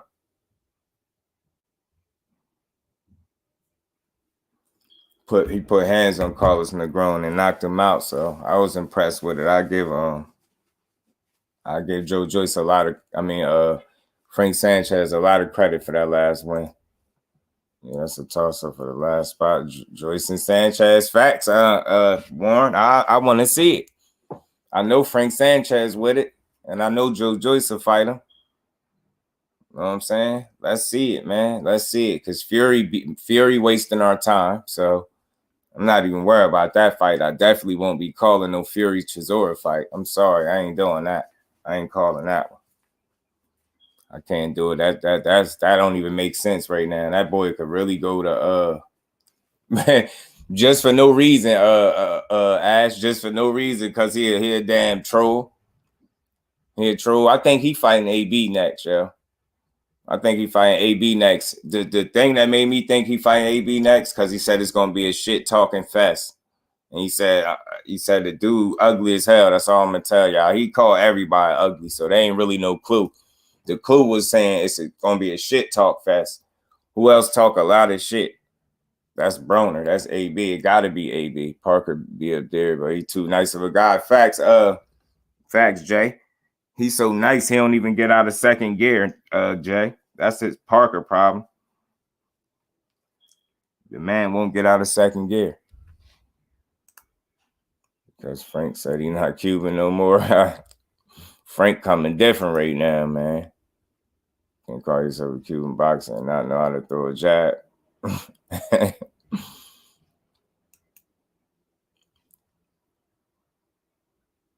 He said, who not Cuban no more? Rolly. That's why Rolly said F Frank Sanchez.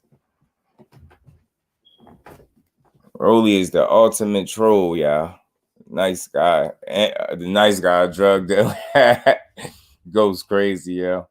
We know he got caught up. I know he did anyway. I know he got caught up.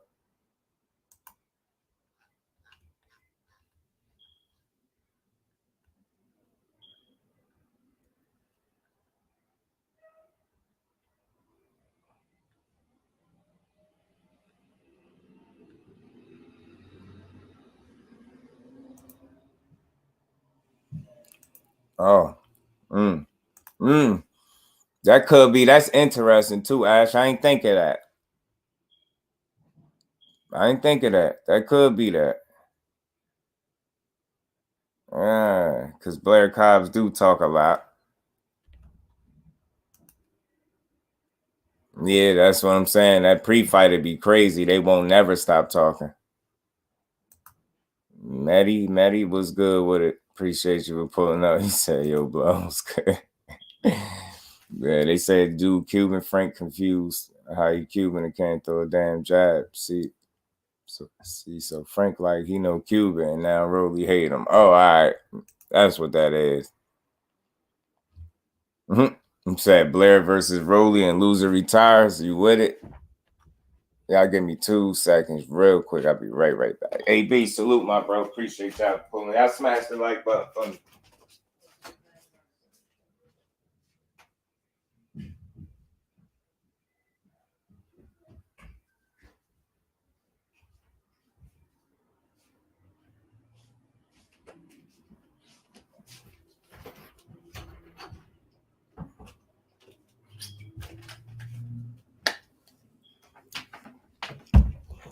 I'm bad, y'all.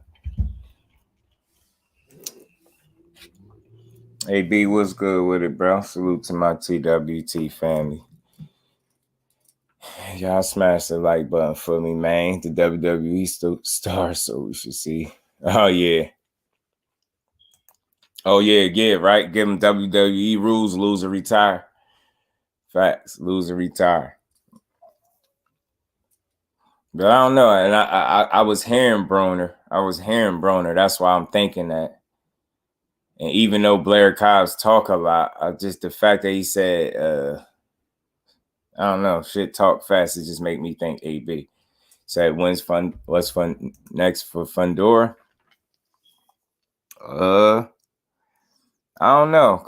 After Ocampo, we gonna see, cause I wonder where he go from here. He say he want to stay in the top 10, top 15, so he don't want to go outside of that. Elmo, Chris Colbert, man. Like I said, I made a video on it. He had made a post about Gary Russell. That was more recent, and before that, I caught him in Hector Garcia comment section. Like looked like he was trying to renegotiate a fight, a rematch or some shit, telling him to hit his people and all that.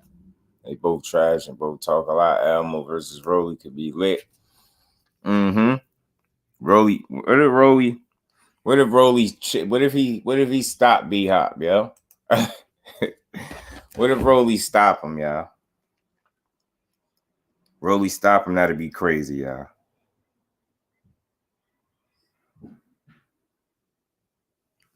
We gonna see. Trife, what's good with it, my bro? Appreciate you pulling up. How you feeling, bro? What's good with you? You already know it. I'm on the job, my boy. Rolly said he can't make a weight anymore. Just was acting like Kent was scared to fight at 140. Rolly had a WBA title he carried around with him, so Rolly moving up. Yeah, you heard him talking about he the fastest, youngest pay-per-view star. Fastest world champion. Rolly is a character, man. At this point, yo, I'm telling you, Rolly gonna move up. Remember Ash, and he tried to say 140 was trash. He ain't hit that whole trash division, no name division. Remember he tried to say that? Like we stupid. Fundora versus Danny Garcia. That'd be interesting. Or Fundora and Tony Harrison, or Danny Garcia and Tony Harrison. Somebody. I don't know what Fundora gonna do though.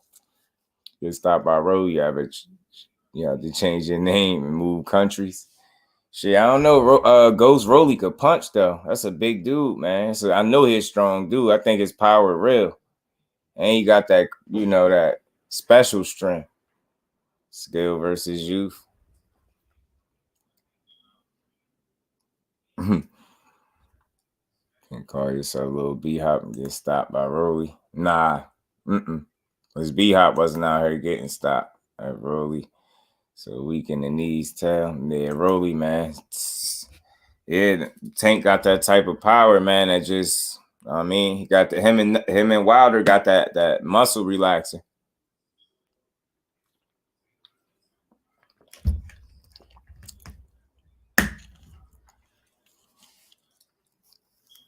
Rolly gonna talk himself into another quality fight, y'all. Watch. He gonna talk himself right into another big fight. He gonna talk himself right into a payday and possibly an ass whooping.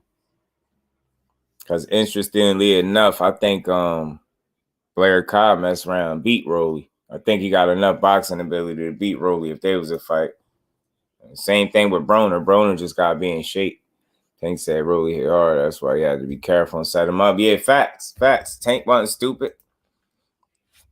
Tank wasn't about to let that boy be punching on him for nobody. But it seems like Rolly don't have nothing in the bag that would surprise no damn body.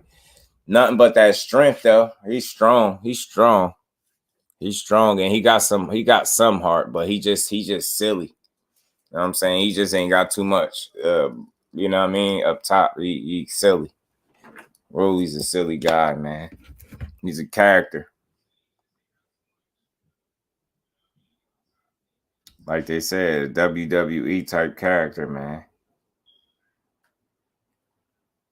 He WWE with it.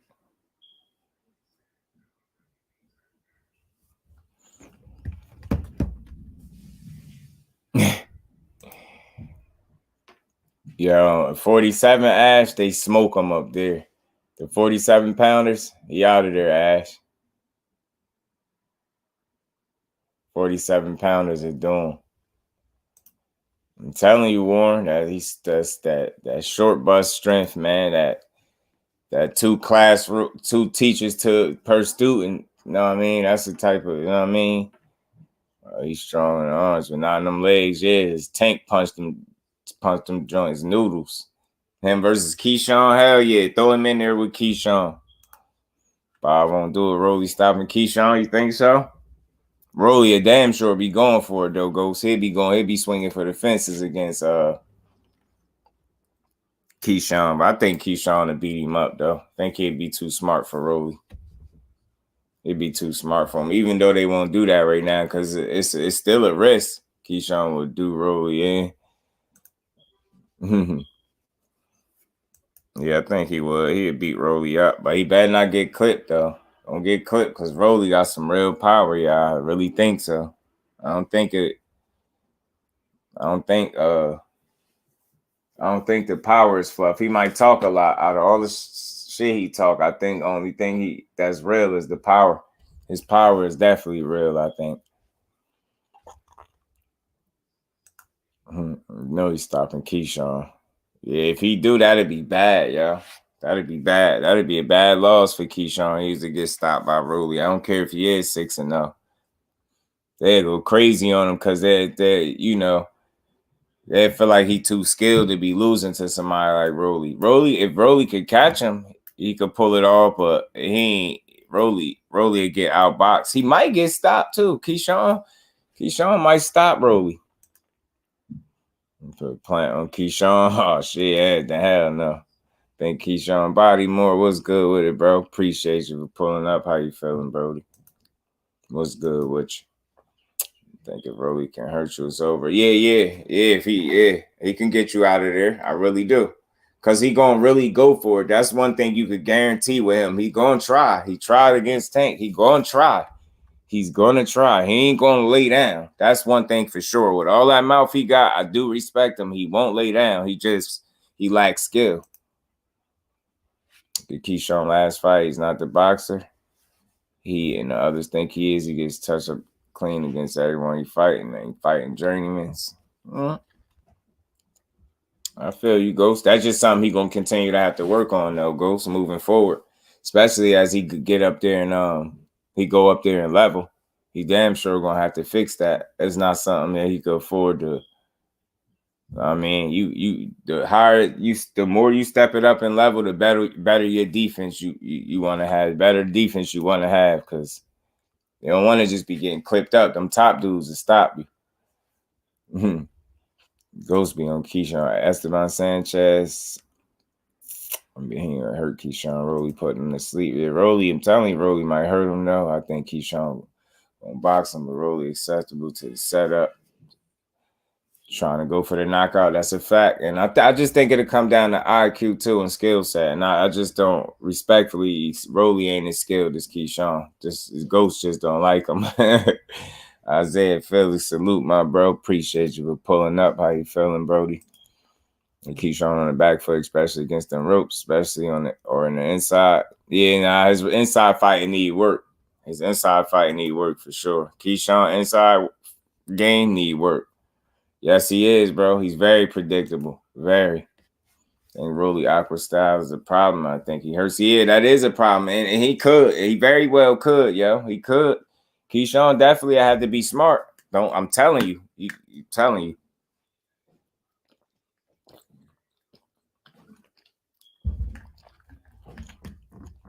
Rolly catch you the wrong ways. It could be curtains. Rob, what's good with it, bro? Appreciate you for pulling up.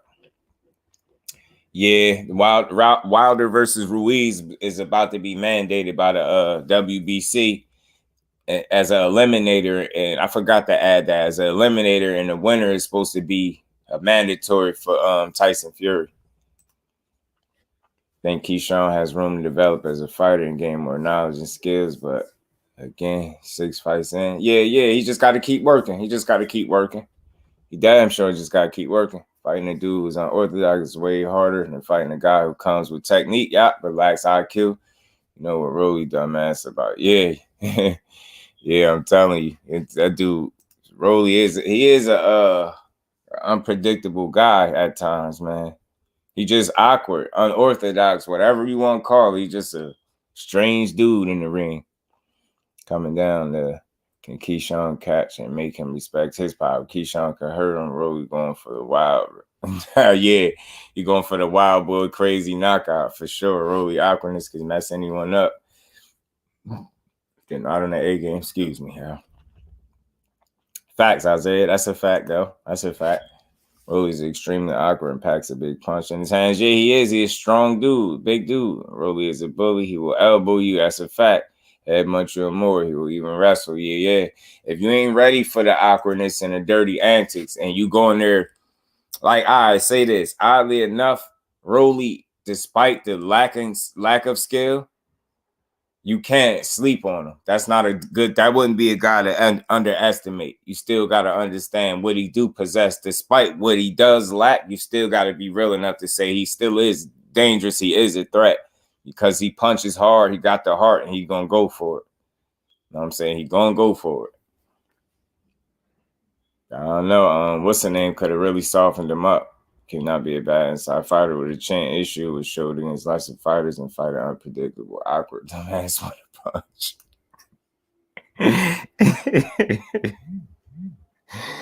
Ghost said, nah, I feel you, my bro.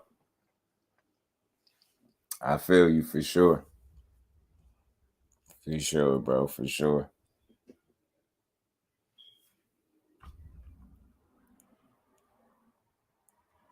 I'm going to be here for about 20 more minutes, y'all. Might as well get to the 2-hour mark.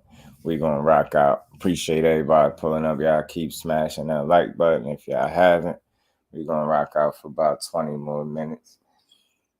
I can argue Keyshawn last 3 stoppages were early. I see what you're saying, but he was landing some heavy shots on that last guy though. He really was. I don't think Tank softened him up because he won. Yeah, if he depends to see how he respond after the knockout. I'll say that. See if he still come with that same that same aggression and attitude like he been having. Because we're going to see, like I said, Rolly is a sneaky guy because he ain't got nothing to lose, so he could be dangerous. You know what I'm saying? That was a lucky shot. I believe he really believed he was winning. Yeah, he think it was lucky. But see, I think with Tank, when you're dealing with Tank, yo, it's more so skill than luck because it's like a setup. I mean, Tank really very skilled at setting you up, setting traps, and he set a perfect trap for Rolly. Rolly took the bait and paid for it.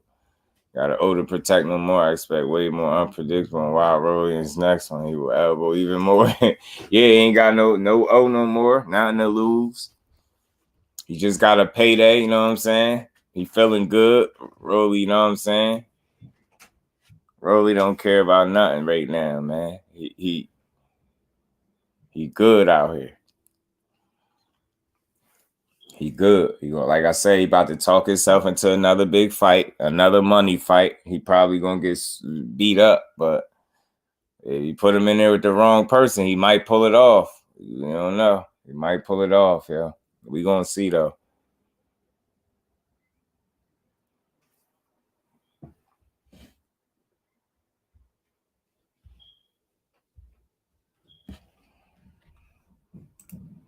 Trying to see Keyshawn, better competition than kid Tito. Keep saying Keyshawn Cheney, right? Tank set it up early, but I don't believe that. He thinks it was a lucky shot. Oh, yeah.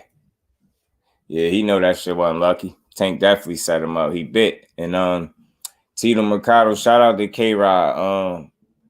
Me and K-Rod was just on. K-Rod had him on his channel, and he invited me up and shit. And me and K-Rod was just talking to Tito Mercado, and one of the first questions I asked him is how bad do he want to get his hands on Keyshawn? And he was like, obviously he want to fight him.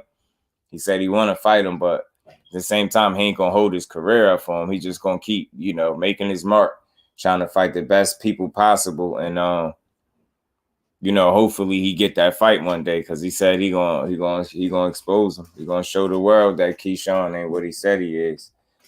And that's really his thoughts on that. And Tito also got a fight coming up. I think it's this month, the 22nd. He fighting Jason Velez. So that's who Tito Mercado fighting. So Tito 7-0, 7 knockouts. Jason Velez is like 39-1. You know what I'm saying? So he fighting a 40-fight veteran in his 8th fight. So you know what I'm saying? I think that's a good step up for him. And I want, and Tito also started following me on IG, and he said he'd be willing. I told him after his fight he got to come up and do an interview. He said he'd be willing to. He said anytime, just hit him up. So y'all be looking out for that, because I'm gonna definitely hit him after his fight with Jason Velez. I'm gonna be looking at get him on the panel, man. So y'all stay tuned, because I'm damn sure on top of it. I'm gonna get Tito Mercado up here for the family. And again, salute to K-Rod for that alley-oop, because he set that up. I was just over there, chopping it up a little bit. I haven't spoken to him. You think he bluffing, or he sound dead serious, because you know what it is with Tito. What I noticed with him, he humble but outspoken at the same time. Like, he confident but not overconfident. He not cocky. He seemed like he just, whatever he say, he want to prove it. Like he say Keyshawn ain't the guy people think he is. He'll want to prove that. But in the meantime, he ain't gonna hold his career up. He's just gonna keep fighting the best possible fights and trying to put himself in position to get a title. But he said he definitely would love to fight Keyshawn, especially when the opportunity presents itself. So I like him. I like his attitude, and he big, yo. He 5'10", yo. The dude big for the weight class, man. Yeah, he fighting that lightweight, bro, and he big. So yeah, Ghost, he sounded like he dead serious. Look, bro, his face and ask him what you think. I mean, from what I could see and what I was saying to him, like, he ain't had no stumbling in his words. Like, he don't oversell it. He don't oversell himself. You get what I'm saying? That's what I got from it. His energy is authentic. Like, you know what I mean? He wasn't trying to cap and be a super tough guy, but he committed, and he just want to be the best possible fighter. And he know in doing so, you're going to have to challenge yourself. And that's what he's trying to do. He got Jason Velez next. Like I said, I'm going to get him up here, man, because he said, hit him up. And he said he appreciate even us wanting to have him on. So I'm definitely going to get him up here. I'm going to start reaching back to more of these fighters, too. Yeah, they probably let it build. And I ain't against it. Like, let them get some more wins, because it's crazy. Tito was 7-0, 7 knockouts. Keyshawn 6-0, 5 knockouts. They right there. it would be a hell of a fight now if there was a fight, but I ain't against it if it don't happen now. I ain't gonna be mad at it. It's other fish to fry for right now. I'm just trying to say, just he's not the type of dude who clout. Yeah, that's what I got from him. Ghost, no clout chasing, none of that. You can tell, and I'm telling you, that's why I like to talk to these fighters. It's not on no super fan shit, because I'm never gonna come across as that. But it's to, you know, gauge their energy and see where they mind at, pick their brain a little bit.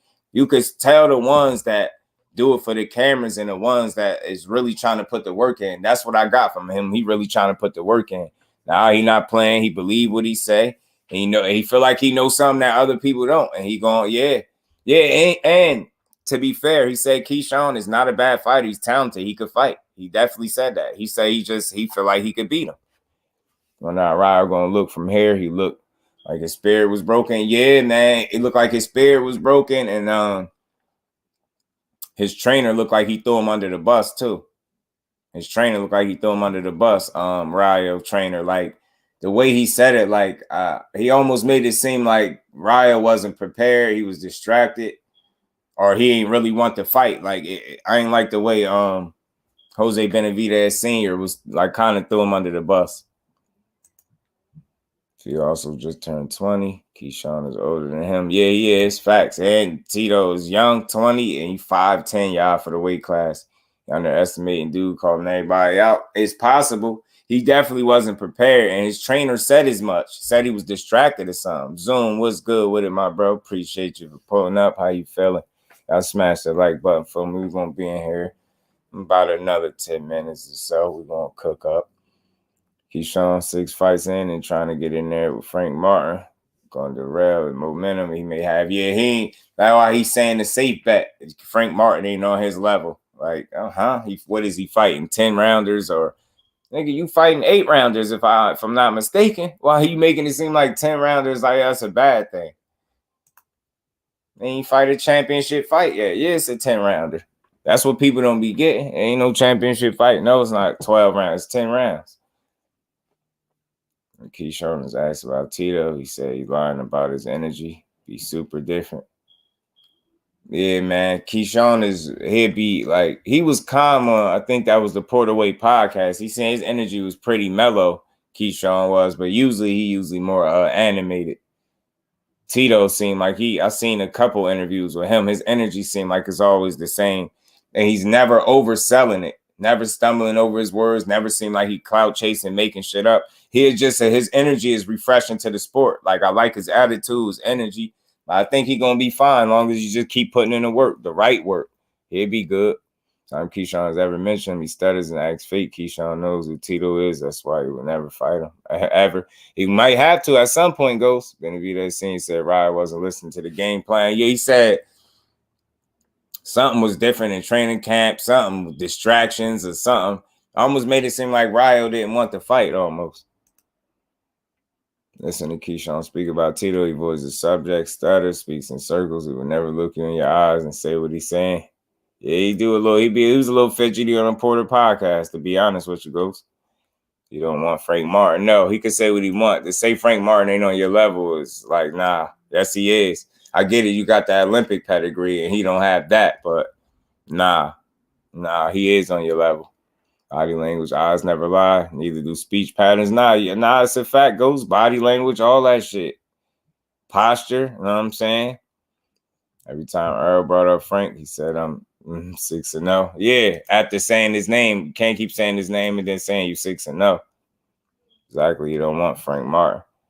Yeah, and they making it seem like he won him. Like, he don't care that Frank is 15-0. Yeah, he might not care, but that's not the dude he trying to fight, man. That's not, he ain't going to his promoter and saying, like, yo, I want this fight, get me this fight. So you can sit here and say safely, like, in the podcast that he ain't on your level, but we all know what it is. And I don't think you'll get too many people to agree with that. I should put a poll up, see what people think. Is Frank Martin on Keyshawn Davis level? Yes or no? That's what I should put. I might do it. I might make that poll, y'all. I might make that poll. If y'all see it, y'all vote on it. I might make that poll. Is Keyshawn Davis is on Frank level? I mean, is Frank Martin on Keyshawn Davis level right now? That's what I'm gonna say. I'm gonna do. As a matter of fact, I might put that poll up at in this live. Keyshawn friends putting him in a position he not comfortable being in. So you know what else is putting him in a position he might not be comfortable being in? His mouth. He is never short on words. That boy is not shy with a microphone in front of him. Keyshawn Davis is not shy on words, y'all.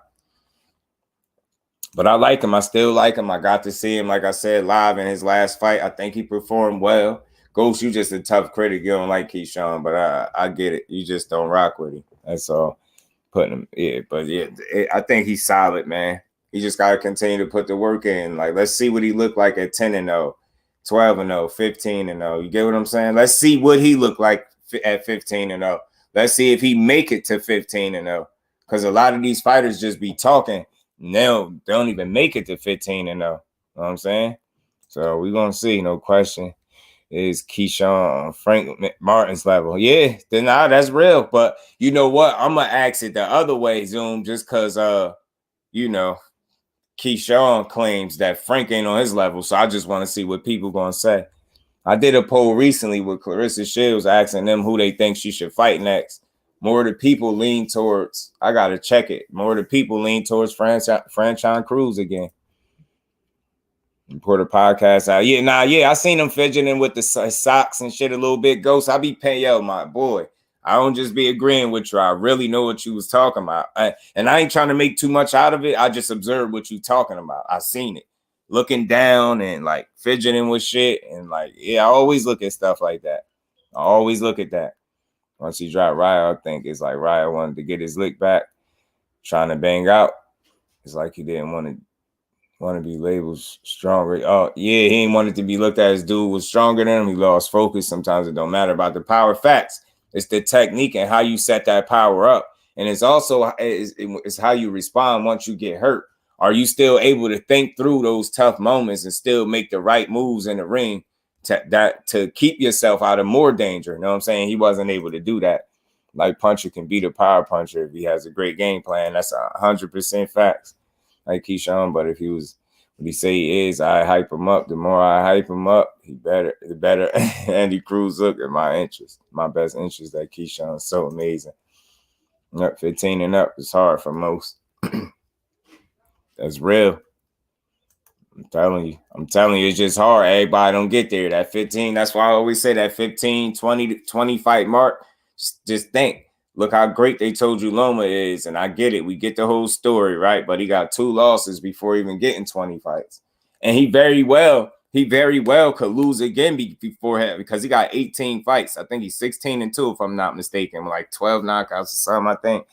If he was to lose, he very well, say he fight Devin Haney next, say if that's the next fight and he lose, he could very well lose 3 fights before even making it to 20 fights. And they'll still tell you how great he was. Shit crazy. Oh, you be saying the same thing. I be saying, yeah, fact. You already know, Ghost, because I'm observing, bro. I know that's something we forced to be. Like, I feel like when you speak on this every day, you gotta pay attention. And I feel like that's something that a lot of people don't do. They know boxing, but you still gotta pay attention. It's not all about knowing boxing, it's about being able to pay attention so you could go deeper than surface level when you speaking on boxing. And a lot of people, they just simply don't pay attention enough. They go deeper than surface level sometimes. He said Canelo fans, yeah, because you know how I feel about him. Yeah, he couldn't think. Yeah, he couldn't navigate through those tough moments, man. I think Pitbull Cruz is the goods. I think Pitbull is good for what he does, but I think it's only a certain level he'll reach. Like, is he ever going to be a dominant factor at 35? No. I think he could always be dangerous because of what he brings to the table. You know, that bobbing and weaving, that wild, real aggressive style. And he got some legit power, it looked like, for a little tank built dude. But I just don't like his wild nature. Like, you know what I mean? I think with the Tank fight, he raised his level because he was in there with a fighter that forced him to raise his level. And he was able to kind of, with Tank hurting himself, that helped him stay in the fight. So I felt like he fought more composed and under control when he fought Tank. So my expectation level for him after that, he just hasn't ever reached that you know, that level again. He's never reached that level since fighting Tank Davis. To me, even those brutal knockouts he getting, look how sloppy he is when he get them. Are wild. It's wild. It's not very educated. Like, you in there with somebody that can navigate them wild moments and that could weather them storms, that you'll beat his ass. You'll beat him up. Because he won a knock. He was swinging. He was damn near throwing himself off balance. I'm just not impressed with Pitbull. Even though he punch hard, I don't care. You're going to need more than that at that top level. And that's why he'd never be dominant. He's just going to be a, you know, a tough guy. You know what I mean? That's it. Do the right thing, get everything perfect 15 times in a row. Some of the greatest ever couldn't maintain long streaks. That's a fact. That's a fact, Ghost. So you get more of my hometown in the chat. Just salute to the channel. Hey, appreciate you, my bro, man. Yeah, man. Where you be more, bro? You from Be More Warren. I am disrespected Ali, saying he the best since Ali, and that's a fact. And disrespected Pretty Boy Floyd by saying he'd be a Pretty Boy Floyd in his prime. It's disrespectful. Demetrius Bright, my bro, what's good with it? Salute to the TWT family in the building, man. Y'all smash that like button. We're going to be here for a few more minutes, and I'm going to let y'all get up out of here. Loma was actually trigger shot for 6 or 7 rounds. Couldn't believe me. Yeah, couldn't believe it against Teo. Facts. I think that's the wildness leaves him too open to the wrong puncher. Facts. Like, think about if he was that reckless against Tank. You get what I'm saying? Tank would have knocked his ass smooth out. Smooth out. Tank would have knocked him smooth out, bro. I'm gonna change my whole thoughts on his IQ. Thinking that was a good plan. Yeah. And again, I just don't know what the hell he was doing. That was stupid to do. To give up that many rounds. Dumbest plan Loma could have ever tried. Facts. Like, he tried to say shoulder. I understand he got the shoulder surgery, but some people just not buying that you was too hurt to fight. So, because you eventually started using that shoulder. So it's like, you're not gonna tell me, like, if something is hurt on you, right? And you ain't been using it for 6, 7 rounds straight, why is it then all of a sudden going to start working? That's us. And again, it's like, this is why I've been preaching this lately. You got to go deeper than surface level with boxing. Because you, from the outside looking in, you might be like, well, dang, yeah, I did see the shoulder surgery. I did see him laying up in the hospital with his arm all bandaged up, right? But my thought process is, if something is not working on you and it's too hurt, right? And you ain't been using it for 6, 7 rounds, as the rounds go and you still not using it, you would think it would be even harder to use it. Why did it all of a sudden start working out of nowhere? That's my only issue. That's my biggest question with Loma. If you was that hurt, why did it start working out of nowhere? Why was you just able to start using it? You get what I'm saying? Makes me feel like you could have used it the whole time, but you was worried about the power. He would have got a hospital ride against Tank. Automatic facts with that plan. Facts. Sleepiness. I was in awe watching that fight. I'm telling you, bro. I'm telling you. Dave Smith, what's good with it, Dave? Appreciate you for sliding through. How you feeling, bro? Salute to the UK as well, my bro. How you feeling? Appreciate all y'all. Y'all smash the like button for you, bro, man. I think we've been having a solid conversation. We're gonna see if Devin Haney is gonna do what Paulie Malignaggi said and duck Loma.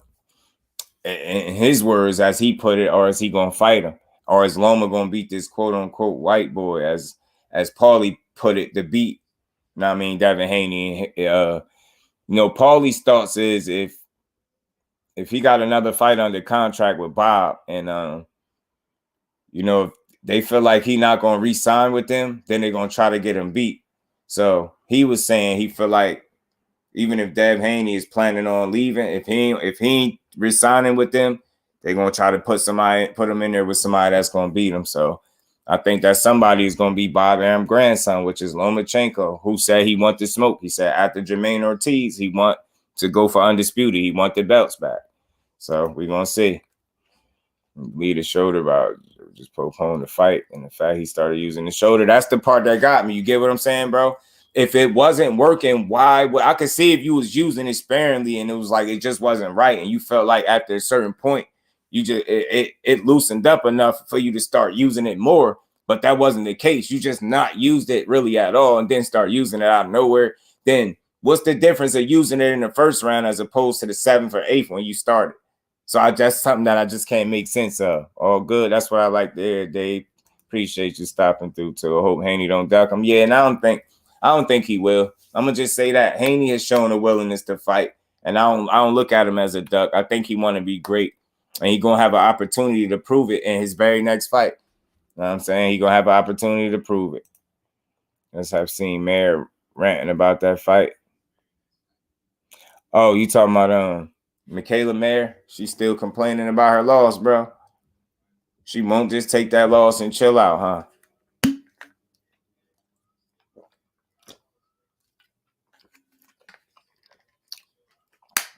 She won't take that loss and chill.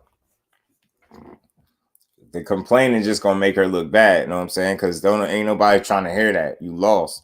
You got outboxed. You know what I'm saying? You got out hustled. You got outlanded. She hit you with the cleaner, more effective work. You know what I mean? She was catching her repeatedly with them overhand rights throughout the fight, in my opinion.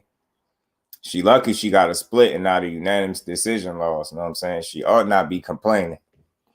She ought not be complaining. She needs to take her loss the same way she take her wins. You know what I'm saying? I'm tired of fighters every loss that's competitive. Yeah, I thought I won the fight. I thought I did enough. You didn't. Well, it don't matter. Obviously, it don't matter what you thought. Y'all always think y'all did enough to win the fight. You didn't. You gave away like the first 3 rounds, definitely, for sure. 3 to 4 rounds.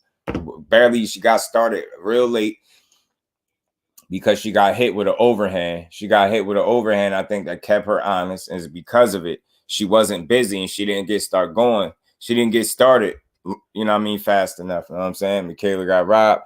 I mean, I feel you, bro, but I don't think she got robbed. I think she lucky it was a split decision.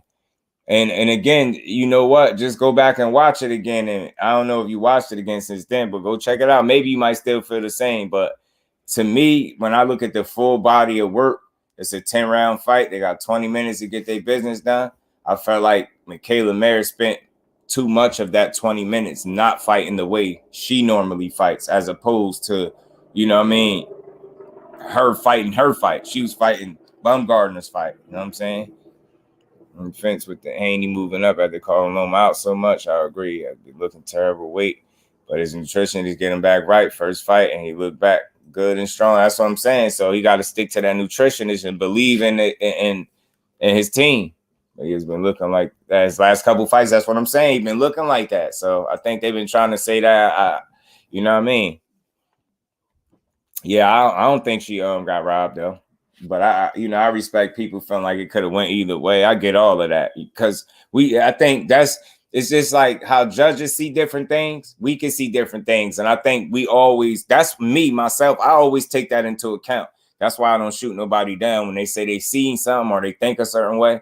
I just let it is what it is. I respect it because you see they can have 3 judges and they can all see it different. So it's like we're judges to an extent. So if you kind of seen some different work or maybe you seen it play out differently, I'm not fully, I'm not going to shoot you down for saying it. Like, it's all good. But for me, I think Bumgarner just did the better work. And she definitely started. She ain't have no rounds where she just took the round off. Like how Michaela Mayer just wasn't busy at all. You know what I'm saying? It was at one point, a couple rounds had passed and she only had threw like 9 punches or landed like 9 punches. One of them, I'm like, that's because she's not being busy. He's had more cleaner power shots. That's a fact. That's a fact. She had Mary fighting her fight. That's the way I assess it. That's the best way I could assess it. See a draw, but I see where it could have ended that way. Yeah, get what I'm saying? I just get it. Like, you know what I mean? Is one of those fights. That's how we know we got a good fight. But I think if she was more gracious in defeat, maybe that would have made it. Maybe that would have kept the door slightly open for a rematch. But I think with her complaining and going about that, showing poor sportsmanship, she thinking about bigger and better things. She ain't thinking about giving Michaela a rematch. So that is what it is. But nonetheless, that was a good fight from the ladies. It was a good card. The whole card was good. I went back. Yo, if y'all ain't had a chance to, go back and watch Clarissa Shields and Savannah Marshall. Yo, I watched that the other day. Man, that shit got me hyped all over again, bro. I was about to come back and do a live just about Clarissa in a fight for like 30 minutes. Just because I still might do it because that fight got me hyped all over again. But you damn never see an opponent making Mare fight their fight. That's a fact. Mare jabs and her aggression only takes the fight. She was hesitant with Alicia. That's a fact. She usually closes the gap more. Throws even she was using the jab how she normally be using it, but that was her main punch, and that was the problem. She usually more of a combination puncher, and she wasn't doing that. She usually has a higher output, and she wasn't doing that as well. That's what people got to take into account. It's things that she do in every single fight because she was undefeated up until that point. You got a full body of work to be able to see how many fights she's had where she's done the same exact thing. And it's certain things she's done. She's usually the busier fighter. She wasn't that night. You get what I'm saying? She usually is the combination puncher. She wasn't really that night. She was that in spots, but she wasn't that throughout the full fight. So you get what I'm saying? You just can't give her credit. You got to look at it that way. That's how you assess a fight. You look at it as things that she normally do that in every other fight that she just wasn't able to do in this fight with the same consistency. And that's how you know she wasn't fully herself. It's just easy to see. It's not hard to see. Hey, babes. She controlled the pace for real. Corey won the first few rounds. That's what I'm saying. And that's what it was, too. It was about pace, and that's something she controlled. And think about it. She started strong and ended strong. Think about it.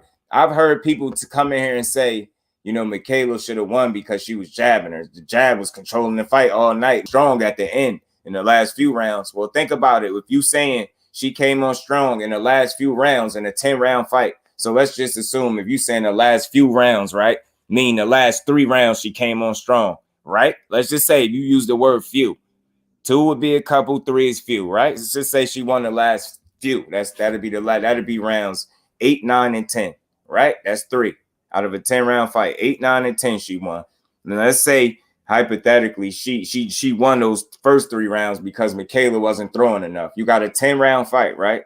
She won them back 3 and she won the first 3. That's 6 rounds to 4. She won the fight. That's why it's easy to see. Like, people got to do a better job at assessing what they're seeing. They don't be understanding what they're seeing because they already got half of their mind made up based on the fighter that they want to win. And that's why people make poor assessments. I ain't gonna lie, it was a great fight. Gold Marshall, damn near scored it the same, and Alicia and Mayer different fight though. Yeah, the GOAT, she won like the first 5 rounds straight up. Like, even though they was competitive, she won like the first 5 rounds. I think the most rounds I think I had for Savannah Marshall was maybe like 3 for me, but she was competitive all the way through. You get what I'm saying? Kurt was good with it, my bro. Appreciate you for pulling up. Oh shit, Kurt was good with it, bro. What's going on with you now? Now he's ducking, but shout out the same because it said Loma wasn't. Who ducking? Who's ducking? Who ducking? Kurt. And you speaking to a Kurt. Saying it's a lot of Kurt going on in here. What's going on with you, bro? At first, I was getting mad. She was going to the ropes, but she was counting beautifully and literally showing that this knockout artist. Yeah, Shields ate them punches and gave them back big power, clean shots. Yeah, she went in that fight looked at as the non-puncher, right? But she walked out of there looking like more of a puncher because she definitely hurt Marshall more than Marshall hurt her. That's for sure. Definitely. I mean, as far as what you could visibly see. I think Marshall was surprised how strong Shields was, in my opinion. I think she surprised Marshall. Yeah, she definitely surprised her when she stood up to her like that. See how quick she jumped on her when she started hitting her? Started hurting her early. She got her respect early. And this is something else, man. Shields being dog shape. I don't know if people be really pointing that out. She being dog shape. She had Savannah Marshall like gasping for air by like the 4th, 5th round. For sure. If you just go, that's why I tell you, I go back and watch it. Look at Savannah Marshall by like the 4th, 5th round in between rounds when she went to sit in the corner. She was breathing hard. She was breathing real hard. And then when they went put the camera on Shields, it just wasn't nowhere near the same. She wasn't breathing nowhere near as hard. So I think Clarissa Shields made her fight at an accelerated pace. You got to think Savannah Marshall usually able to sit back there, pick her shots, stalk her opponent, and fight at her pace the whole fight. Clarissa Shields made her fight at her pace. That's how you assess that fight. You was able to see who was winning because who was fighting more of their fight. It's just easy to see, especially with the women fights when they only got 2 minutes. They only got 2 minutes. You could clearly see Clarissa Shields easily control 1.5 minutes at every round, if not more, and then possibly lose 30 seconds of a round. Then that's an easy round to score for her.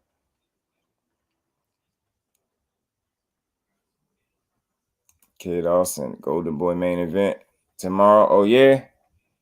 Yeah. He did sign with Golden Boy, Kid Austin. He did. Okay, I'm gonna be checking out for Kid Austin. They was dissing the hell out of PBC and Al Heyman. Well, not they, it was really his father.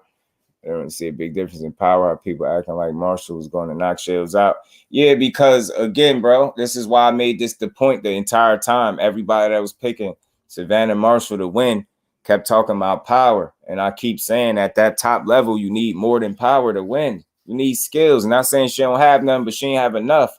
And the fight clearly showed that. Is if you walked away from that fight talking about draws, she got robbed, you just probably shouldn't watch boxing no more. Jose, what's good with it, bro? First time on the channel. Appreciate you, bro. How you feeling?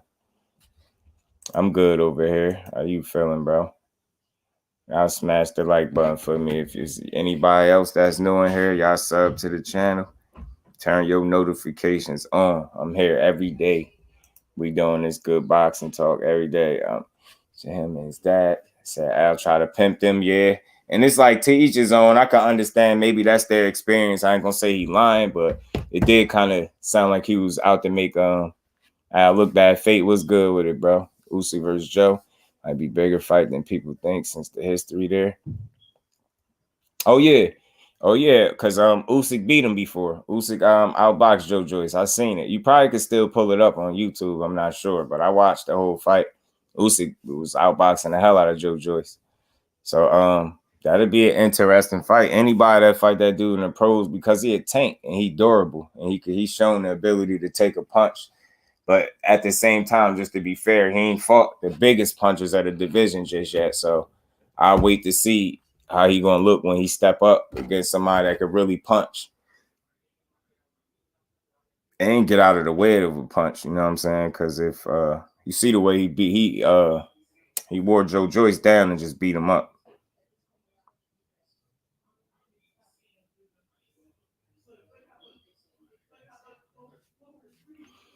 Yeah, facts. Fate, appreciate you, Rob. Yeah, Usyk took him to school, and it was easy for him. It was easy work.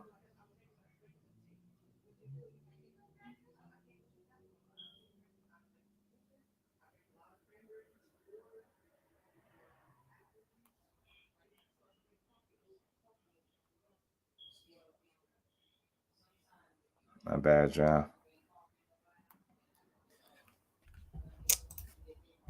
It was a celebrity fight. I want to see Boosie versus Charleston White. Oh, Boosie versus Charleston White. Yeah, Charleston White is very annoying, bro. Said I wanted to own his name and everything. Damn, that is a lot, though, ain't it? Bodymore. You also got to remember jabs are scoring punches with power shots are like touchdowns versus field goals, man. That's one of the best analogies that somebody ever made when they breaking down power shots. And I wish y'all would have had you in here, Warren, come on fight night just to explain that to these people that felt like Michaela Merritt won a fight with jabs. You're not winning no fight with no jab. She jabbing and you got Bumgarner throwing overhand rights crisp and knocking her head back clean. What you think is more eye-catching to the judges? Your two jabs or her hard-ass overhand right? Get what I'm saying? It's just easy to see.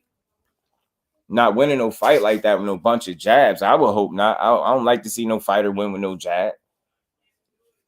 Tyson calls Usyk the blown up middleweight. Yeah, right. But he ain't in a rush to fight that blown up middleweight Fate. He ain't in a rush to fight him. I ain't like that. Yeah, that's too much. It is OD. It is OD. That is a lot. I think Joyce a little better, stronger. He relentless. I don't know. He is a bit better. He did get a bit better since then. He did. All right, facts, bro. That was a great analogy. Great one. Yeah, Jose. He be Charleston White be tripping. He be on a different type of time, bro. He's a character though. It's like you can't take him serious. He's really a character, man. But he be dead serious. Every now and then he say something decent, but for the most part, he reckless. And his delivery is very bad. So I mean, sometimes it's a message that he be trying to deliver, but in doing so, he dilute his message because he's so negative and ignorant with his approach and how he say what he say. You only win in the fight with jabs if you're Haney. You know what I'm saying? And even with Haney, bro, he even followed that up with a straight right hand behind it. You know what I'm saying? And some body shots throughout the fight. Loma looks off. I don't know. Seen him in the interviews. Look like he been through it or something. Look like he a little rough around the edges. Fate. Loma, we gonna see. Cause if he a little rough around the edges, Jermaine Ortiz gonna surprise him. And you're fighting Cambosis. You're only saying because she back. Nah, I know, bro. Yeah, I love the way she performed, man. That fight really got me excited all over again. Like I ain't see it. Like I ain't just watch it live. You know, not live as in terms of there, but you know, I just seen it in the flesh, and watching it again just lets you know how great she was, how great she is. And you know what else? Watching the fight again lets you know that Savannah Marshall really got some skills. She got something to offer to the sport of boxing. She not just a power puncher. She can fight. She can box. She just can't beat Clarissa Shields, but she can box. Ricky West, salute to you, bro. Appreciate you for pulling up. How you feeling? I don't know if this your first time here, but if so, sub to the channel, smash that like button. Yeah, man. Yeah, Wilder destroyed Usyk. I think so too, though, bro. Ricky, I think he knocks Usyk out.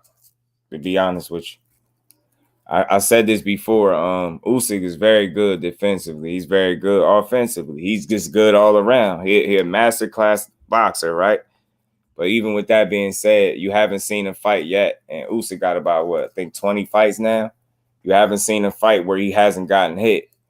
And then you know what else you haven't seen? You haven't seen a fight yet where Wilder hasn't been able to hit somebody with his right hand. You just seen it against Saturday. That man took him. He set a new record with punches landed to win a fight. The man landed 3 punches to win a heavyweight fight, and it only took him 1 for real, but he landed 3.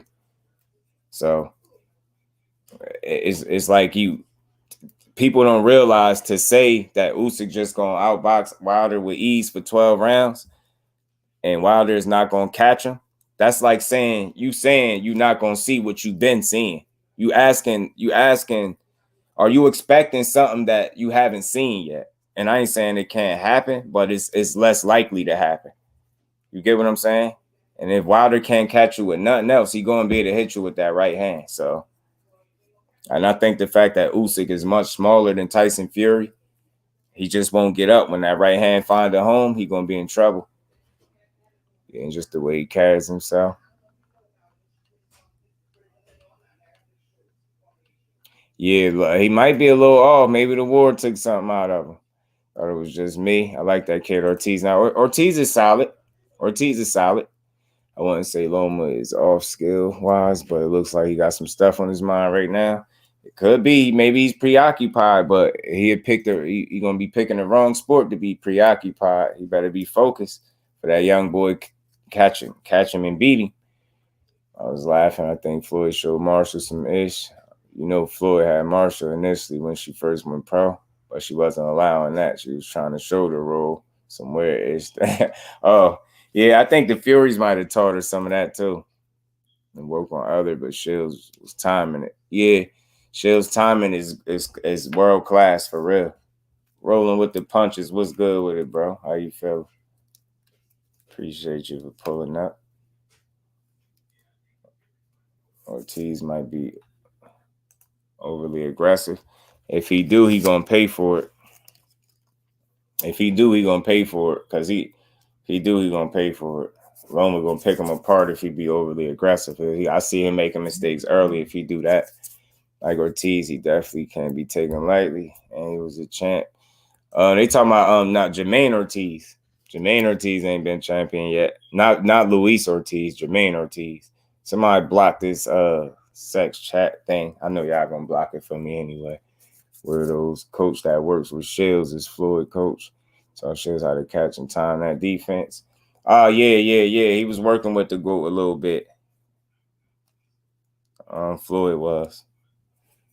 And she was soaking it up too like a sponge.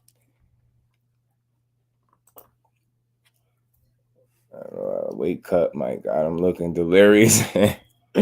I'm telling you, I don't know. Might be something going on with Loma. I don't know what these body counts be tripping lately.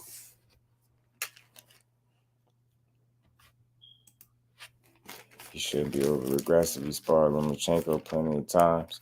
Yeah, he did. He is a sparring partner. A body more. I want to see how many people gonna keep that same energy that they was complaining about Wilder fighting his sparring partner. Let's see if they be mad when Loma go fight his sparring partner. Like that's the first time in the history of the sport that somebody fought a dude they sparred with. T's gonna be active all fight with Loma. You can just try to wait and see what Loma does. He got to be throwing something majority of the time. Yeah, he got to be proactive against Loma. If you sit back and wait, Loma picks you apart and wait, and surgically too. And it'll be easy. Well, I think it went out of Haney versus Stevenson. I always start off by saying respect to both of them fighters. I support both of them, win, lose, or draw. I'm from Jersey, Shakur from Jersey. That's not the only reason I'm rocking with him, but that Olympic pedigree that Shakur got, I think the experience that he got in the Olympics is priceless. And I think as a result, he got a different level of pedigree than Haney. And I think what Shakur can do naturally with ease, I think Haney can do as well to a certain degree, but he got to work a bit harder to get his stuff off. To me, I think Shakur beat him. I think Shakur outboxed Haney. Yeah, outsmart him. RUIZ ain't looking too good.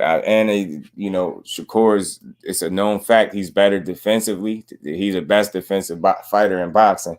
That's just one thing, but he's more offensively creative than Devin Haney. And I just urge people, I know we wouldn't know because, Shakur ain't been in there with Kambosos, but one of the critiques that people are taking away from the Devin Haney performances, both of the Kambosos fights, they saying he jabbed a lot, he hugged a lot, he clinched a lot.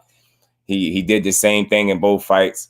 I think he was more aggressive and more effective in the second fight in terms of making his presence felt and hurting and getting the respect of Kambosos in the second fight. But some people are overly critical, but that's what they were saying. And I just know if Shakur Stevenson fought Kambosos, I think the last thing people would be complaining about is that he's using the jab too much. I think he'd show his offensive arsenal in that fight because he'd just beat the absolute hell out of Kambosos. He'd beat Kambosos up bad. I think it'd be even better because he's more creative than Haney. I keep telling y'all just go watch them fight. Just go watch them fight. Shakur got more in his bag than Devin Haney to me. And I think as a result, it'd be a competitive chess match, high-level chess match, but I see Shakur winning. Decision, and neither one of them knocking each other out. Haney could win too, but I don't think he would. He's not looking too good. I got Wilder right now. My predictions always flip-flop though. Nah, I got Wilder by smoking him. We gonna smoke him, yo. They not. Nobody mentioned it yet. They was hating on Wilder as soon as it was announced. Yeah, so all they do is hate. So it's gonna take for him to really body bag somebody for them to start respecting him. They even saying the knockout was staged. Dude took a dive. Only place he dived was to the damn mat. He almost lost his life in there. They talking about he took a dive. Ortiz versus Loma might be a war. Not gonna lie, Ortiz big. Yeah, he got some size on him. And he got some skill. He beat Jamel Herring up. Me too, Ash. I got Shakur beating Haney. Respectfully, I just do. I think Haney versus Shakur draw is gonna look just like the sparring session. I see why you would say that, but just think that they so much better since then, both of them. But I think Shakur has gotten even better. Control distance and range with the best of them. Like I said, the defense always speak for itself. And he's just more creative offensively. Look, I was at that last fight he had, and he was mixing his offense up with Conceição. He was landing uppercuts. He just will try more. He has more in his bag. He's not going to keep jab, straight right hand. You never seen a fight with Shakur do that. You never seen that. You ain't never seen a fight where he did the same thing over and over and over, like a rinse and repeat. You get what I'm saying? He's just more creative than that on the offensive side and defensively too. They're not going to say nothing about the great white hype fighting a sparring partner. Hey, you're right, Kurt, but we going to call it out. It's different in this country, but you got to remember he just came from combat zone. That's heavy on. Yeah, that could be it, yeah. It could be it. He could be distracted. Ortiz bleeds a lot from the nose, I noticed. And Loma got them sharp punches. Watch. Loma going to bust him up pretty good, though. Loma, that is, yeah. I think he was more aggressive second fight also. Definitely was.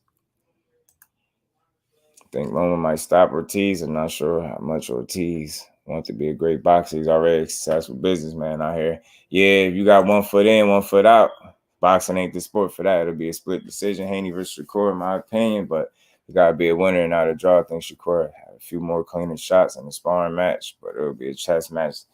Yeah, high-level chess match. It could be ebbs and flows back and forth, but I think Shakur edged more of the rounds. And again, he got more in his bag. He'd take more chances. You've seen it already. Like, you've seen him get on the front foot in his last fight, and he did it without taking a lot of punishment. The difference is in that, too.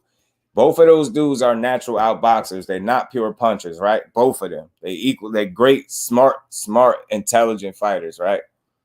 Both of them. That could be said about both of them, right?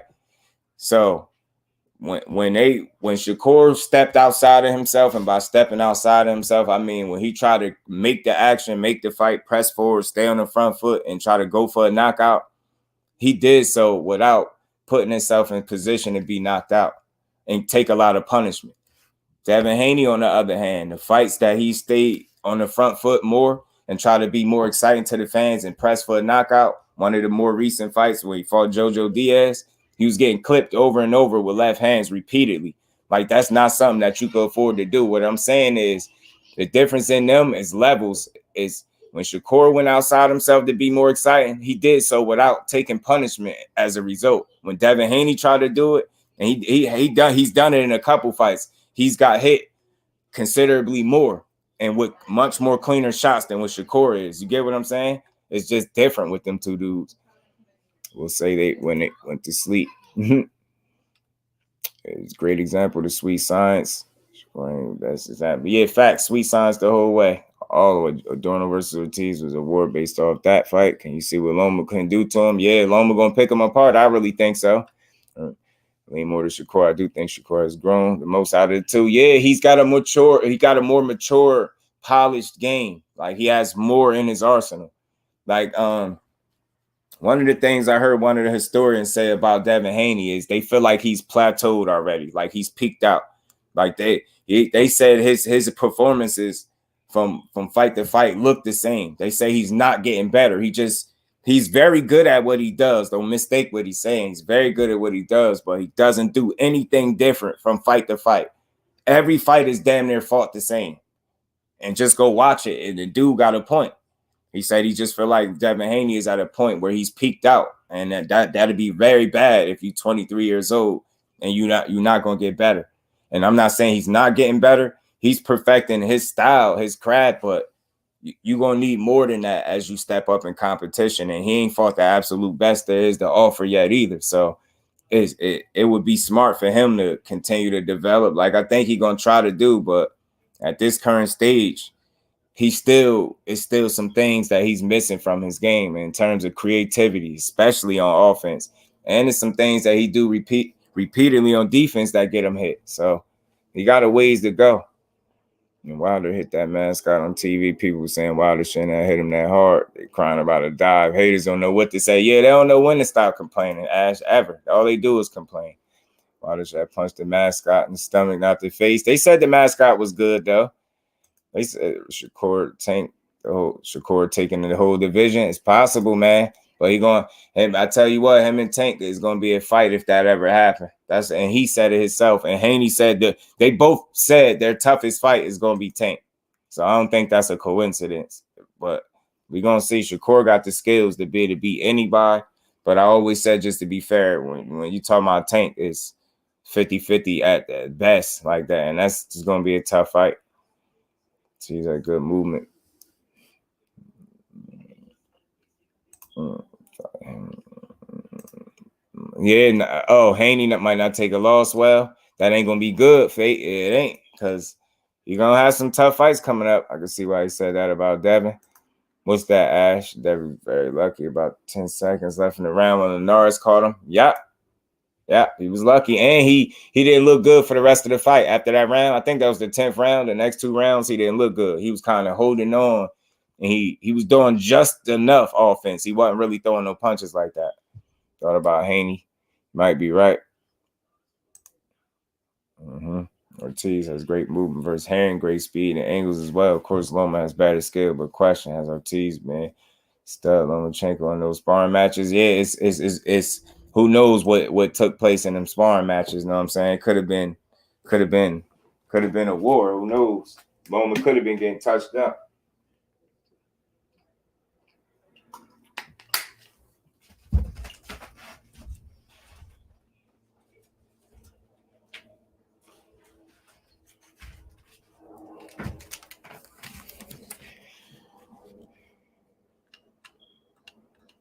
Shakur is more of a technician and he executes with more precision. That's a good way to put it. I agree. And he controlled distance and range with the best of them. Haney is good at it too, but I think Shakur is just a bit better there too.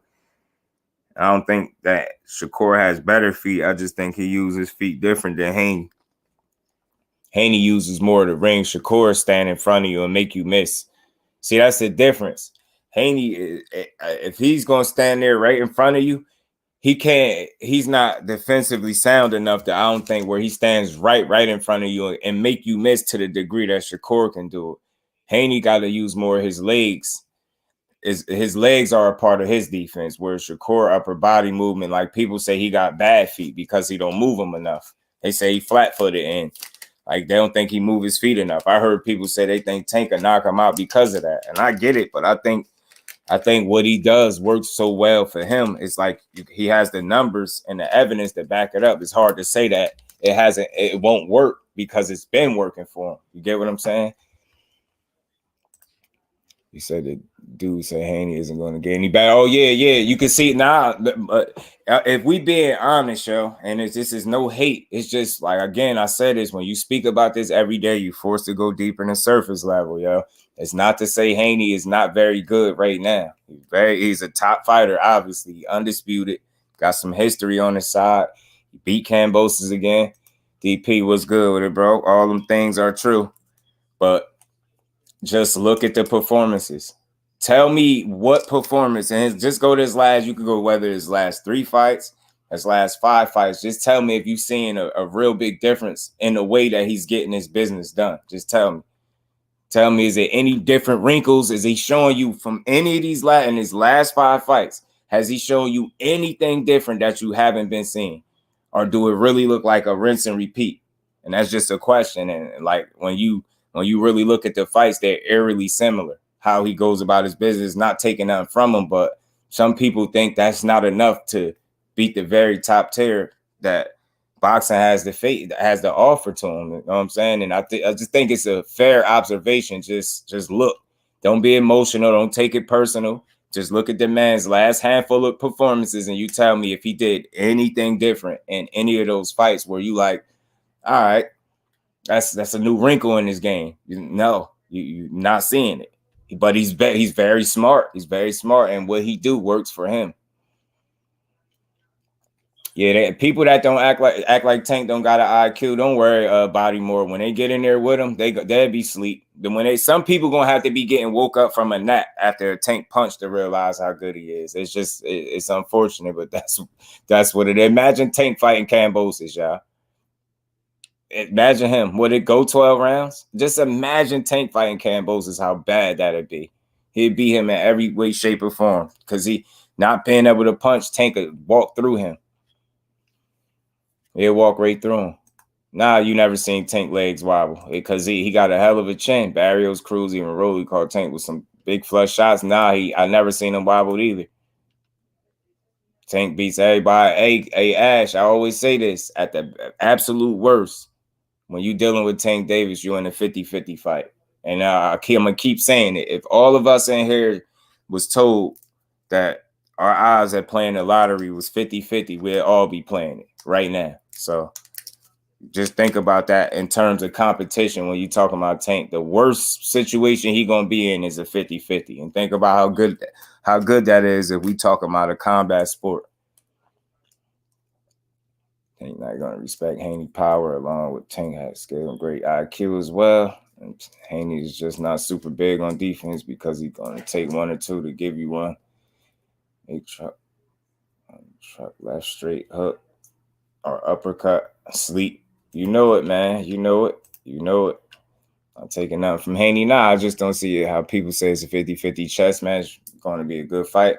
Yeah, it'd be a good fight for real as long as it lasts, because I don't think it goes 12 rounds. I don't think you're going to jab, straight right hand, Tank to death for 12 rounds. I don't think nobody is that good to do that to him for 12 rounds. I just don't think so. And just so I'm being fair, like even with Shakur, he only get hit 5.1 times a round, right? The difference is with just about any other fighter, those 5.1 times a round won't be enough to knock a Shakur out. But that changes when he get in there with Tank. Tank hitting you 5 times a round might be enough to put you out cold. So that's just a God-given gift that he got. Not too many people got power like that. It's just what it is. Tank would be, I'd like to see Tank fight a top fighter. Yeah, me too. Mayweather in a way. Floyd in a way, man. He just in a way.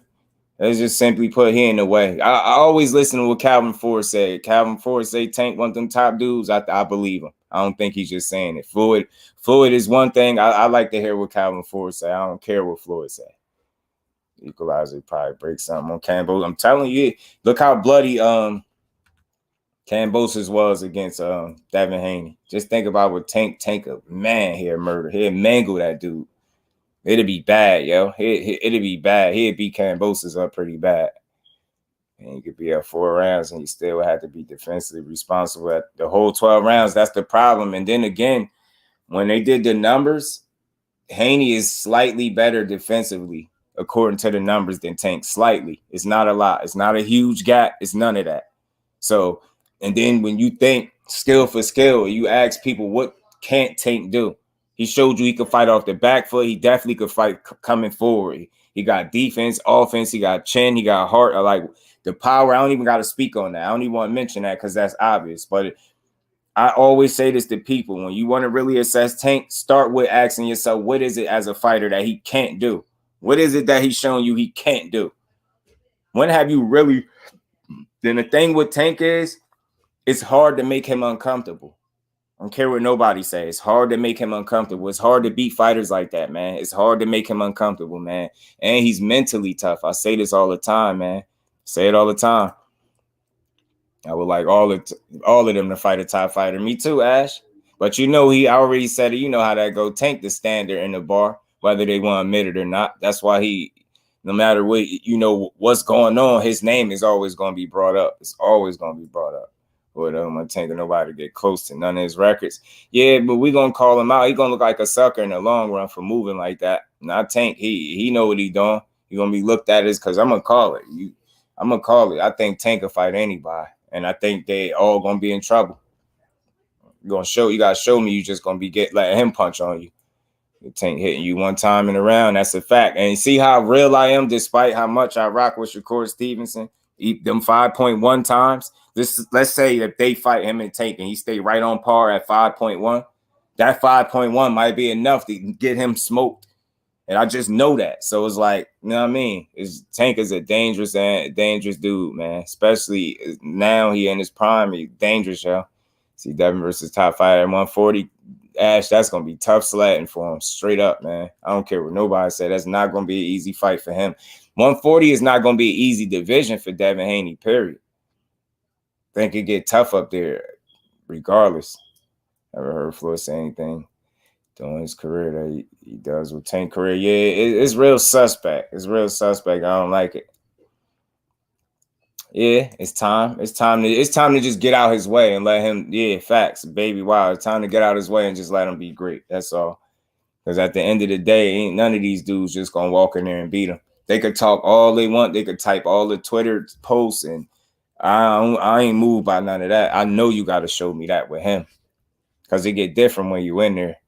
Tank, yeah, not just Tank. Facts. He lost Richards and Hitchens for not pushing him the right way. You get what I'm saying? I think the only real leg he got to stand on with Tank is that Tank be getting money. You get what I'm saying? Tank is able to then, you know, he get paid.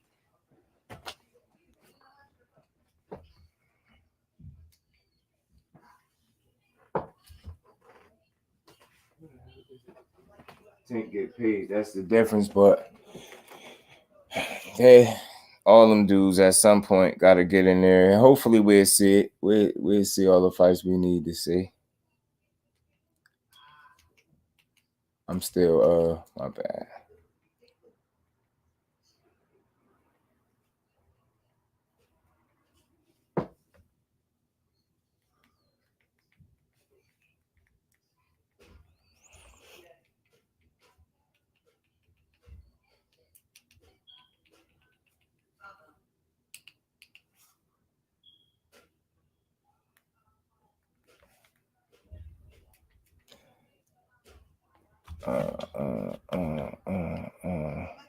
See, Haney is the same fighter throughout, like you said, no improvement, any kind of level up. That's all I'm saying. He's not showing any real wrinkles, any new wrinkles for real, and that's unfortunate because people would think you hating on him, but it's not. Oh, you say, is Haney a hype job? Urban Production, salute, bro. Sub to the channel. If you're not, come join the family. Smash that like button. Nah, I don't think he a hype job because he's just 23 years old. You get what I'm saying? Look how accomplished he is for just 23 years old. Now, despite the level of what he's been able to accomplish at this very young age, it's still so much more of his career left. The dude ain't even 25 yet. So, nah, he's not a hype job. He's very good for what for where he's at right now. He just got a lot more to prove, respectfully, just like the rest of them. But he's not a hype job. Now they would want to call him that, but he's very skilled, very smart. It's just I think at 140s is gonna get real tough for him to figure out who Dev can match up with without getting hurt bad. Talking about the top 40 pounders, I don't know. That's tough, bro. That's tough sledding. I don't think Tank contract was up like he thought it was gonna be. I think Floyd might the conversations they had might be one thing, and then what Floyd might actually do is another. You know what I'm saying? I think that's what be happening. There's so many layers to that situation, so it's so much information I don't have. That's why I don't fully go in on Tank how people do, because I don't see it exactly the way people do. You know what I'm saying? It's easy to say what he should do, but sometimes I think with a situation like that, you got to try hypothetically to put yourself in his shoes. You get what I'm saying? And I don't think people do that enough. I think when you do that, maybe you can have a different mentality of what Tank, you know what I mean? What they don't understand about young Rambo. Yeah, I remember that. Yeah, just to his opponent, that's a fact. In my opinion, Tank fought a top fighter when Tank fought Barrios because no one else done anything like that up and around his weight class, and he's smaller than the other top fighters like Devin and Shakur. Hey, man, I keep saying it. This is why, Cash, I don't be liking talking to people, because if you're telling me he wasn't nothing, he ain't nobody, look how much taller and bigger he was. Look how Barrios was talking. He ain't fighting no little he fighting a true 40-pounder that goes out there and get knockouts.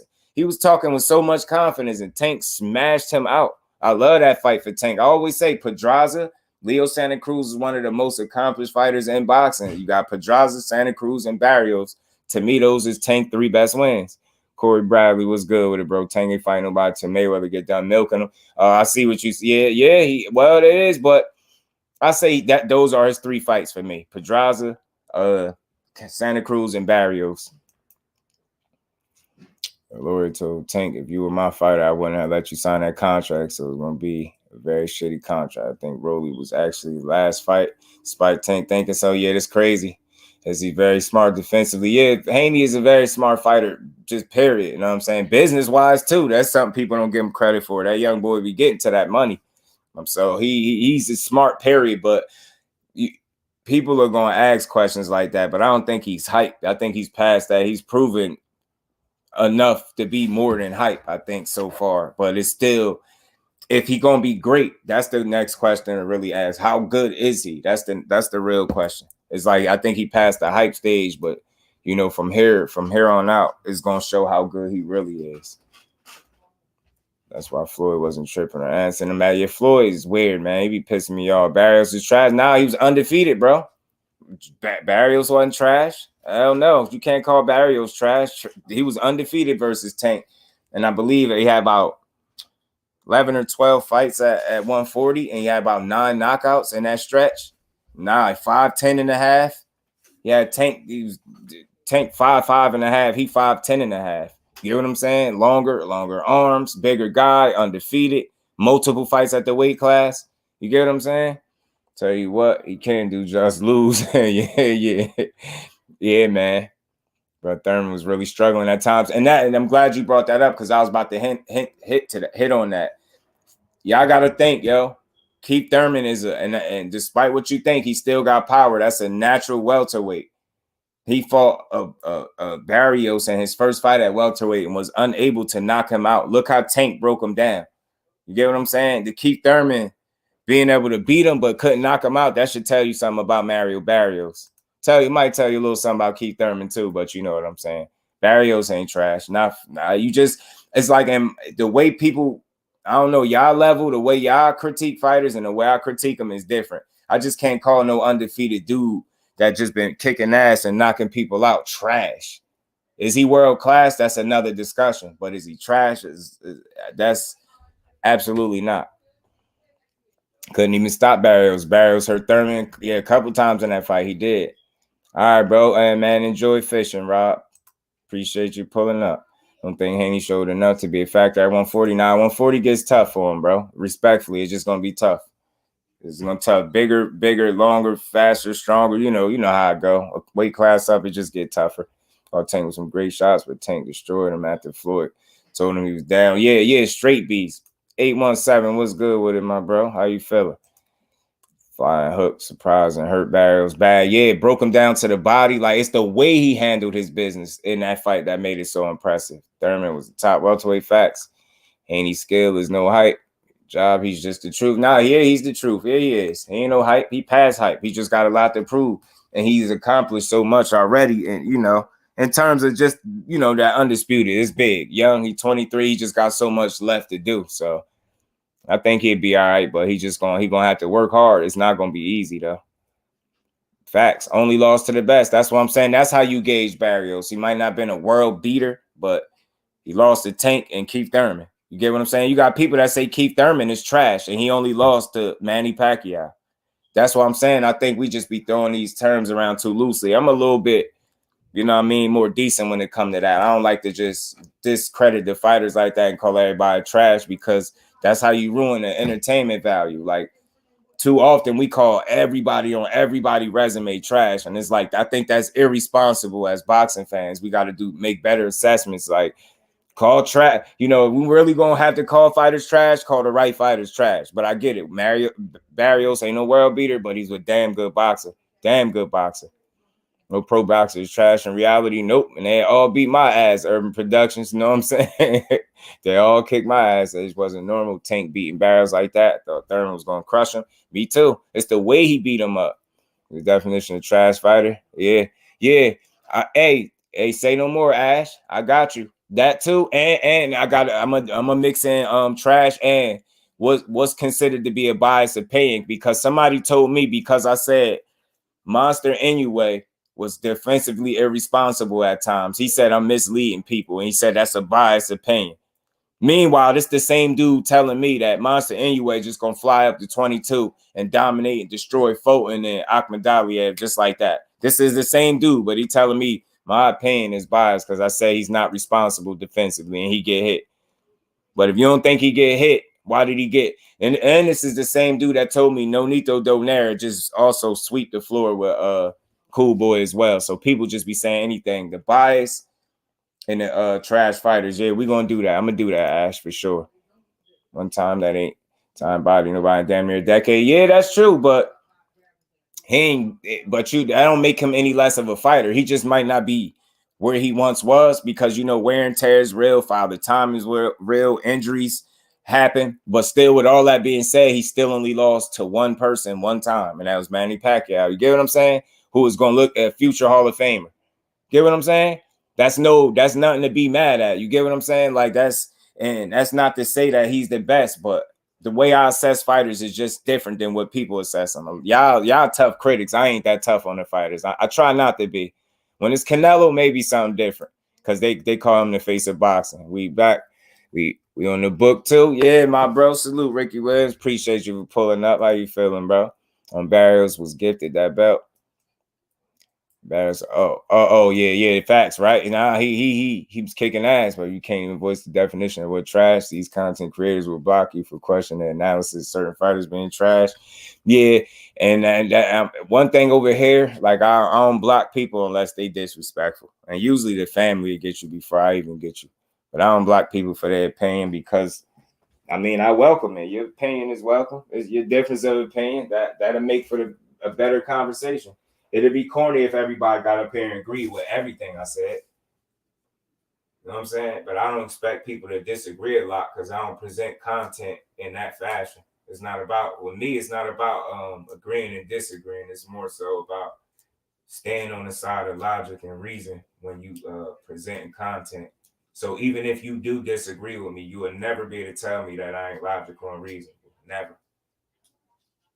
So that's how I do it. But yeah, I don't be blocking people for that. Only when they disrespectful. Like Clarissa Shields slander, I don't do that. I block somebody for Clarissa Shields slander. Deontay Wilder slander, I block somebody for that. Just unnecessary. Yeah, I block somebody for that. Thurman fought once every 2.5 years. Can't stay elite. Exactly. And that's been the problem. You get what I'm saying? Injuries has been more of his downfall than, you know what I mean? He suffered more outside the ring than he has inside the ring. You get what I'm saying? But that just goes to show you how tough this sport really is. You get what I'm saying? I think we take it for granted. These dudes ain't superhuman. You're like, that wear and tear is real. I'm telling you, everybody can't have 50, 60 fights without nothing being wrong with them. These dudes be messed up. Leo was 3 to 4 division champ, Pedraza, Puerto Rican Olympic gold medalist, and a champ. Barrios undefeated 140 belt holder. Stats speak volume there, but when you a person that's being like a detractor, or you somebody that's always looking for something to kind of like complain about or slight a fighter, then you don't see it that way. You don't see those things as accomplishments. You say, oh, he was supposed to beat these people. We got to stop saying that. Gotta stop saying that. Like, you gotta stop saying that. Everybody with two hands, two fists got an opportunity to win when you step inside the ring, man. So it's like the fact that you looked at or you expected to beat somebody don't make it any less impressive when you actually beat somebody. That's what I'm saying. Far too often, like you know, you had people like when Tank decapitated Leo Santa Cruz, you had people saying he was supposed to do that. So y'all telling me Tank was supposed to make a grown man take a nap against his will in front of his father after he was well rested, well trained, and everything for that fight. Y'all, that's the only critique you could give is Tank was supposed to do that. Just think about what you're saying when you say that. Notice you ain't see nobody else put Leo Santa Cruz to sleep like that, but all of a sudden when Tank was in there, he was supposed to do something that nobody ever did, that you never seen done. Look how high the bar is when you Tank. Get what I'm saying? It could be something that's never done. He knocked out Barrios. He was supposed to do that. How was he supposed to do this and nobody else done it? How is it that he's supposed to do it? Why Keith Thurman ain't do it? They wasn't even saying that with Keith Thurman like that. Tank knock out Barrios. He was supposed to do that as Barrios. What you mean? And nobody else did it? You want seeing Barrios get his ass beat by nobody? Nobody else. He was undefeated. I say you gotta be mindful of how you assess the fighters. Thurman ever came back to the later part and fight and made a split decision. Facts. If he ain't start so late, Bodymore, he wouldn't even lost, yo. If he started too late, not only that, they all risked their life. Facts, but they wasn't saying that before the knockout. You get what I'm saying? I actually betted money on Rolly versus Tank. Mr. Aggressive was good with it, bro. Barrios and Callum Smith were in the same size. What do you think the outcome? Victorious Callum Smith or Barrios? Barrios is a decent boxer, man. Callum Smith is a rangy guy, but he just lacks heart, man. I go with Barrios, man. I say Barrios got more grit than Callum. I'm not impressed by them Smith guys. Them damn Callums, Liam, Callums. Like, man, damn Smith's been pissing me off. It's like 3-4 of them dudes. Commentator, yeah, he was actually in the middle of hating. I'm always, that's one of my favorite knockouts ever in boxing history. That Tank knocking out Santa Cruz, Wilder knocking out DEVIN in the second fight, the Brazil fight. It's some crazy knockouts. That Caleb Plant versus Darrell was definitely one of my favorite knockouts. Now, damn, this tender dating site back, huh? And get y'all freaky asses on. Know where they be coming at with that stuff. Callum Liam, John, Corey, Harris, the Smiths.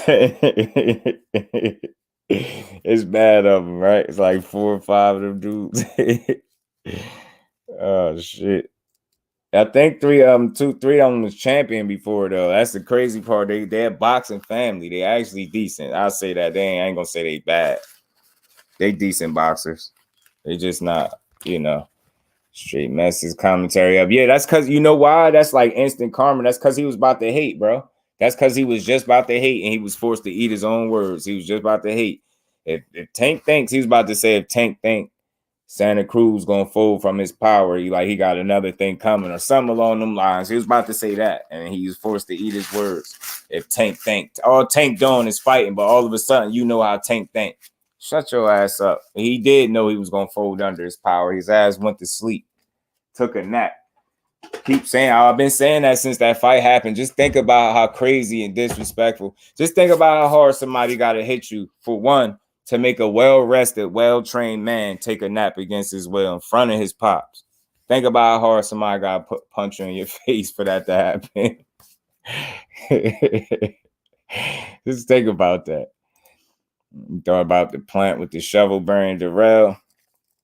I know, it's the timing because at that point, he didn't even really make sure Darrell was good before he did it. But I could expect some of that to be, you know what I mean? To be its emotions flowing. I ain't really make that big a deal out of it because, shit, dudes could run around here and say they'll never let a white boy beat him. So when that white boy beat you, he was happy. He celebrated on you. I actually think he had a perfect form. He actually looked like he was digging a grave with that gesture he was doing. Look like he had some practice doing that before he did it. All that disrespect and race. Yeah, that's what I'm saying. And he can't do the shovel to put him in the dirt. Yeah, that's what that was. Remember the girl and shit's undercard that had the small pink shorts on. It's gonna be up. She's moving around the ring. But yeah, one of them limbs, Ash. Somebody said she looked like she had on the same clothes she slept in or something. They was killing her, yo. It was killing that chick. She couldn't box at all. You know where they got her from, off the street somewhere, because she couldn't fight. Plant wasn't feeling that. Plant wasn't feeling it. Plant wasn't feeling it at all. Yeah, it was real super out of line. But real, yeah. I just don't like to hear boxers say that. Don't say that. It just come off the wrong way. What is it about a white boy that you're not gonna let them beat you? That's just an ignorant statement. That's why I don't believe we should say that. You open the door for all type of things to be said too. When you say that, Plant was legit focused. It's trash talking, then it's going too far. Both went too far, just a bit. But it's boxing. I see why. Celebration EJ gonna do on Bud. Bud drop him. That's just yeah. If he drop, but yeah, Plant daughters die, yeah, and get on about messing with a black girl. Shit crazy. D-Ray Promotions. What's good with it, D-Ray? How you feeling, bro?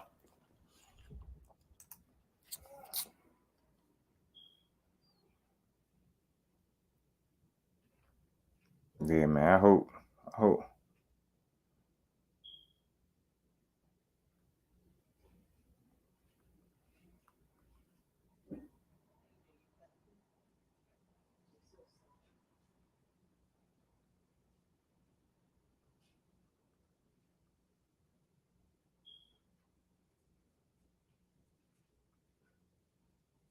My bad, y'all. My bad. You grab that girl off the treadmill in the gym somewhere. Yeah, I'm telling you, straight off the treadmill. That's the person that you teach a couple things in the gym, just a couple, and then you just let them fight. You let them think they could fight. That's one of them. All right, I told you wasn't ready type of deals. And you just, you know what I'm saying? You just let it happen. Call him a wigger. He just fought. You should have learned from Hopkins when he said that. Smith knocked him out the ring. That chick Karma has no pick. That's a fact, bro. Janara Hill, salute, bro. Appreciate you for pulling up. How you feeling, bro? Said Kelly Plant said when he did the shovel gesture, it was to bury the beef. Yeah, facts. Appreciate you for pulling up too. I don't know if you sub to the channel already, but if not, sub to the channel. Hit that like button. Come join the family. Appreciate you stopping through. Warren right on cue. You thought Leo was going to fold from Davis Power, and boom, folded like a lawn chair. That was the best knockout. That's still one of the best knockouts in boxing, period. It's crazy, but never gonna get away from Spence Jr. fans for the rest of his life. They're gonna forever troll. Yeah, they're gonna troll him right into retirement, Ash. He gonna retire, they're gonna retire right with him on his ass. When he retired, the Spence fans are not gonna retire from being on his ass. They still gonna be on his ass. Plant retired Darrell. Yeah, facts. D man, what's good with it, my bro? How you feeling? Appreciate you stopping through. How you feeling, my bro? Exactly what Plant said. The conference color doesn't win.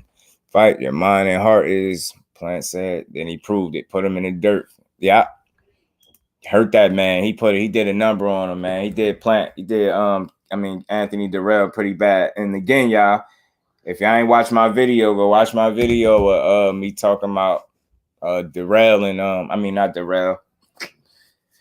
David Benavidez in his next fight, and I said the Plant fight was coming up, and now Plant, David Benavidez the other day has said he 90% sure that fight is after Uzcategui, and he spent a nice portion of that interview talking about fighting Caleb Plant. So like I said, I felt like I called that play, and I'm glad I did, and that looked like that's coming. So we're going to get that fight too. They should have done a Super 6 tournament for the lightweights. Yeah, man. Yeah. Just to and limit and make them participate. You know what I'm saying? You deserve ags and bag for that knockout from Plant. Yeah, he asked for it. Could have ducked no one. In fact, Fate, that's my thoughts. Nobody could duck nobody in that tournament. You got to fight. Be more. That's different. Tank put all his pain into that uppercut, and Leo Santa Cruz took all that. That knockout Santa Cruz win knockout of the year. I'm sure it didn't. He doesn't have the complexion for the connection. I like that one. Yeah, he probably didn't. It's interesting to see what did, though. Make me want to look. It's the Vern knockout was heart-wrenching. I was scared from looking at him on the ropes. Yeah, no big dude ain't supposed to be able to lay on his heels and ankles, yo. Backwards. Like, he laid on his heel. He was down there laying on his ankles in the ring. That was one of the worst knockouts I ever seen. That, Dominique Brazil was bad. He had somebody else he stretched that he had punching and kicking while dude was on the ground. That's how bad he was knocked out. He was still like throwing punches and kicks while he was on the ground. That was easily one of the worst knockouts I ever seen from Wilder. Easily.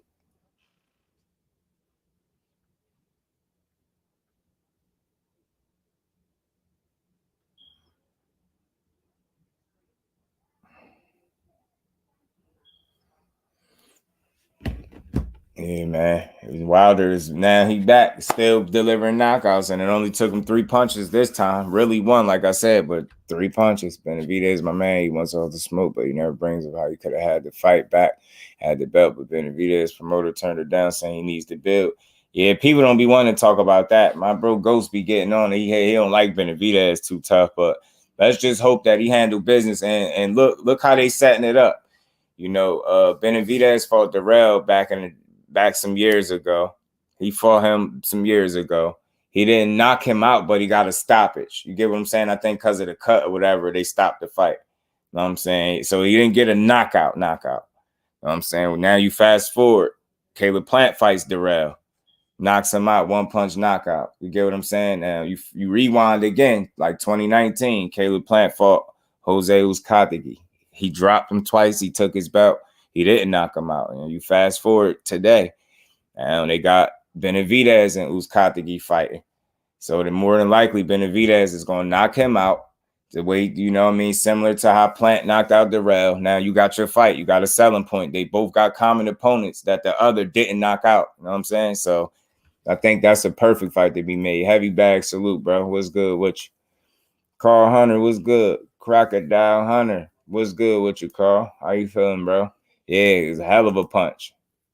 Shakur, Tank, Devin, Loma, Cam, Frank, good tournament set up, maybe. Yeah, something. Only if dudes acting like they don't want to fight, that make them. You know what I'm saying? You shouldn't be able to hide behind your promoters and politics.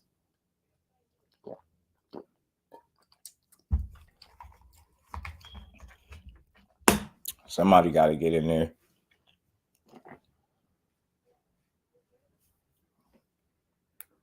Got to do something. They got to make something shake. But yeah, man. At the end of the day, the heavyweight division is back. WBC about to mandate Wilder versus Ruiz. I think Wilder gonna knock Ruiz out. That's a eliminator for them. The winner is gonna be the mandatory to Tyson Fury. So I don't know if that means we could get a Wilder Fury 4, or could we finally see Fury actually retire for real, being that he don't want to fight Wilder again and he just vacate the belt. That'd be cool. I'd be cool with that. Wilder gotta have the still in that right. People say was fake. I seen the view behind Wilder camera pointing straight at Haney. That short shot was perfect. Maybe he didn't get everything he wanted in. Nah, he didn't, but that's just to show you how hard he hit. Yeah, make him fight. Make him fight, bro. That shot, but he generated enough to damn near kill Helenius. Yeah, that's why you know his power is a 1-on-1. And they still questioning the power. That's why I say he's gonna really have to put somebody in a body bag. Helenius felt like he was prepping for his own funeral. He was casket ready the way he fell. He looked like if he was laying in the casket, that's how he would have been laying. That's how it looked. Yeah, I think he knocks out Ruiz and Joshua. Joshua robotically, he might knock out Joshua faster than Ruiz, surprisingly enough. But I think he knocks both of those dudes out. I think he knocks Usyk out. I'm not saying they're going to be easy fights, but I think he'll knock all those dudes out. I really do. I don't have no reason to think he can't knock them all out. You know what I'm saying? Wilder versus AJ. Yeah, it's still be a good fight. Wilder even said it. He said everywhere he go, they still ask him about when he gonna fight AJ. So they still got it. Just do a few minutes and finna watch some throwback boxing matches. It's a Boxing Rhythm. I think that's the page. Boxing Rhythm. They got some good videos. I think that's the name. Boxing Rhythm. Usyk too slick for Wilder? I don't think so. Like, think about it. He wasn't even too slick for a robotic Joshua in the second fight. You see what I'm saying? Look how much he got hit in the second Joshua fight. And he got hurt in that fight. He wasn't slick for him. And everybody knows Joshua is a little stiff and robotic. And he's not nearly as athletic and light on his feet as Wilder is. You get what I'm saying? The thing I think people are not factoring in is Wilder is athletic enough to deal with Usyk. He's a real athlete in there. He's slender. He could move. He's taller, longer. And if once he land that right hand on Usyk, that's curtains. And I ain't never seen a fight where Usyk didn't get hit. He get hit in every fight. He get marked up. Look how Derek Chisora roughed him up. He had some rough fights, man. I think if those dudes able to have that type of success, Wilder could too. And he gonna have to close the gap on Wilder. It's not gonna be easy. I think him and closing the gap, sooner or later, he's going to set himself up for a right hand, and Usyk will sit and fight you. He's going to have to sit still at some point. And I think that's when Wilder going to hit him. I really do. You got any boxing fights that were like chess matches, boxer versus boxer? You talking about some old fights for you to watch? Some technical fights for you to watch?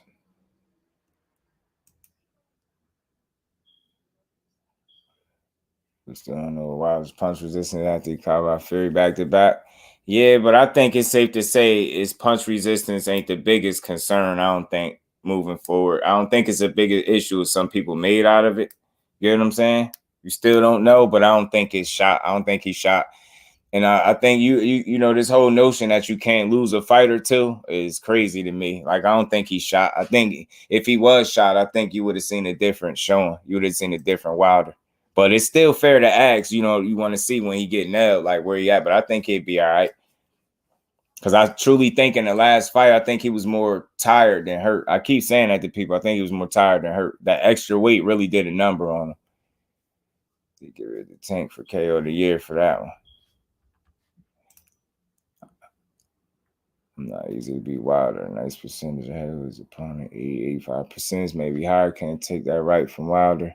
It's good they have. Yeah. No, I don't think nobody takes that. Even Fury needed help taking the right hand. I don't think nobody else going to take it because they're not nearly as big as Fury or whatever the case is. They not that guy. So, yeah, current or from today. You looking for a technical fight to watch?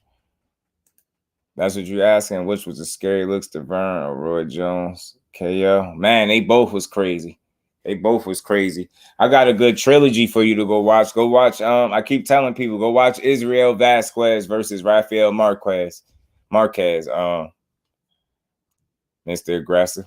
Go watch. Go. I know you probably never seen them, did you? Have you seen them fights? Like, it's not easy to win a bronze medal. No, not some of the tops elites that won bronze. Is facts, but Earl didn't even win bronze. Nope.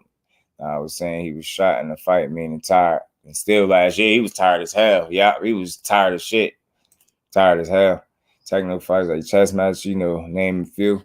Shit, man. It's all man, it's always some fight.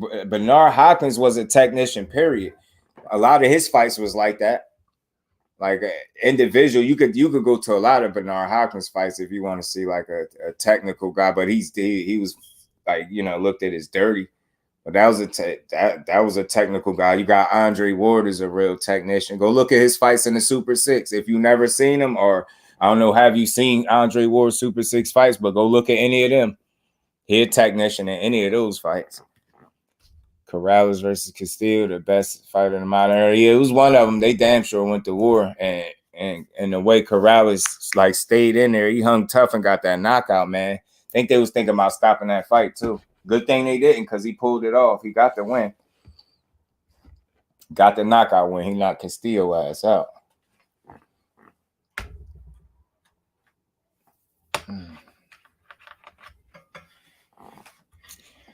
But yeah, man, just to wrap up, man. I didn't even think I was gonna be here this long. I was been supposed to be out of here, but it's all good. Yeah, they was some real dogs, man. Real dogs. But yeah. WBC mandated Wilder versus Ruiz. Let's look out for that. Let's see when they set a date. Let's see what this means for the rest of the heavyweight landscape. Tyson Fury fighting Derek Chisora for a third time. I don't care about that. Usyk is in a win. I think he recovering. I don't expect to see him fight nobody just yet. Joshua, I don't know what he gonna do just yet, but we gonna see, man. The heavyweight division is back because Wilder is back, and already look how he bringing back fights here. He just gave you a crazy knockout real fast. Already they about to mandate him to fight Ruiz. Look how, and he the one single-handedly bringing it back the excitement value to the heavyweight divisions easily. When it comes to these lightweights, let's hope we get in Devin Haney versus Loma next, because I think Loma need to. I think Dev need to go ahead and get Loma up out of get Loma out the way. Joshua versus Wilder comes down to who lands big first. It could, but I think naturally just Wilder just being more athletic and more, you know, he can move better than Joshua. I think he can get his shot off faster than Joshua, and I don't think Joshua is the puncher that Wilder is. I don't. Especially with his mentality being a little shaken. I think he'd be real timid. He'd try, but I think he'd be timid against Wilder. You know, it's going to be great boxing conversations. Hey, man, I appreciate it. That's what I aim to do all the time, bro. All the time. All the time, bro. I'm glad you're enjoying this conversation. I remember when you're allowed to learn something or not enjoy myself. That's what it's all about, my bro. I appreciate you. That's what I'm here to do. But, you know, we're going to be here. I got a lot of work more to put in. Wilder giving us fights we want. See what I'm saying?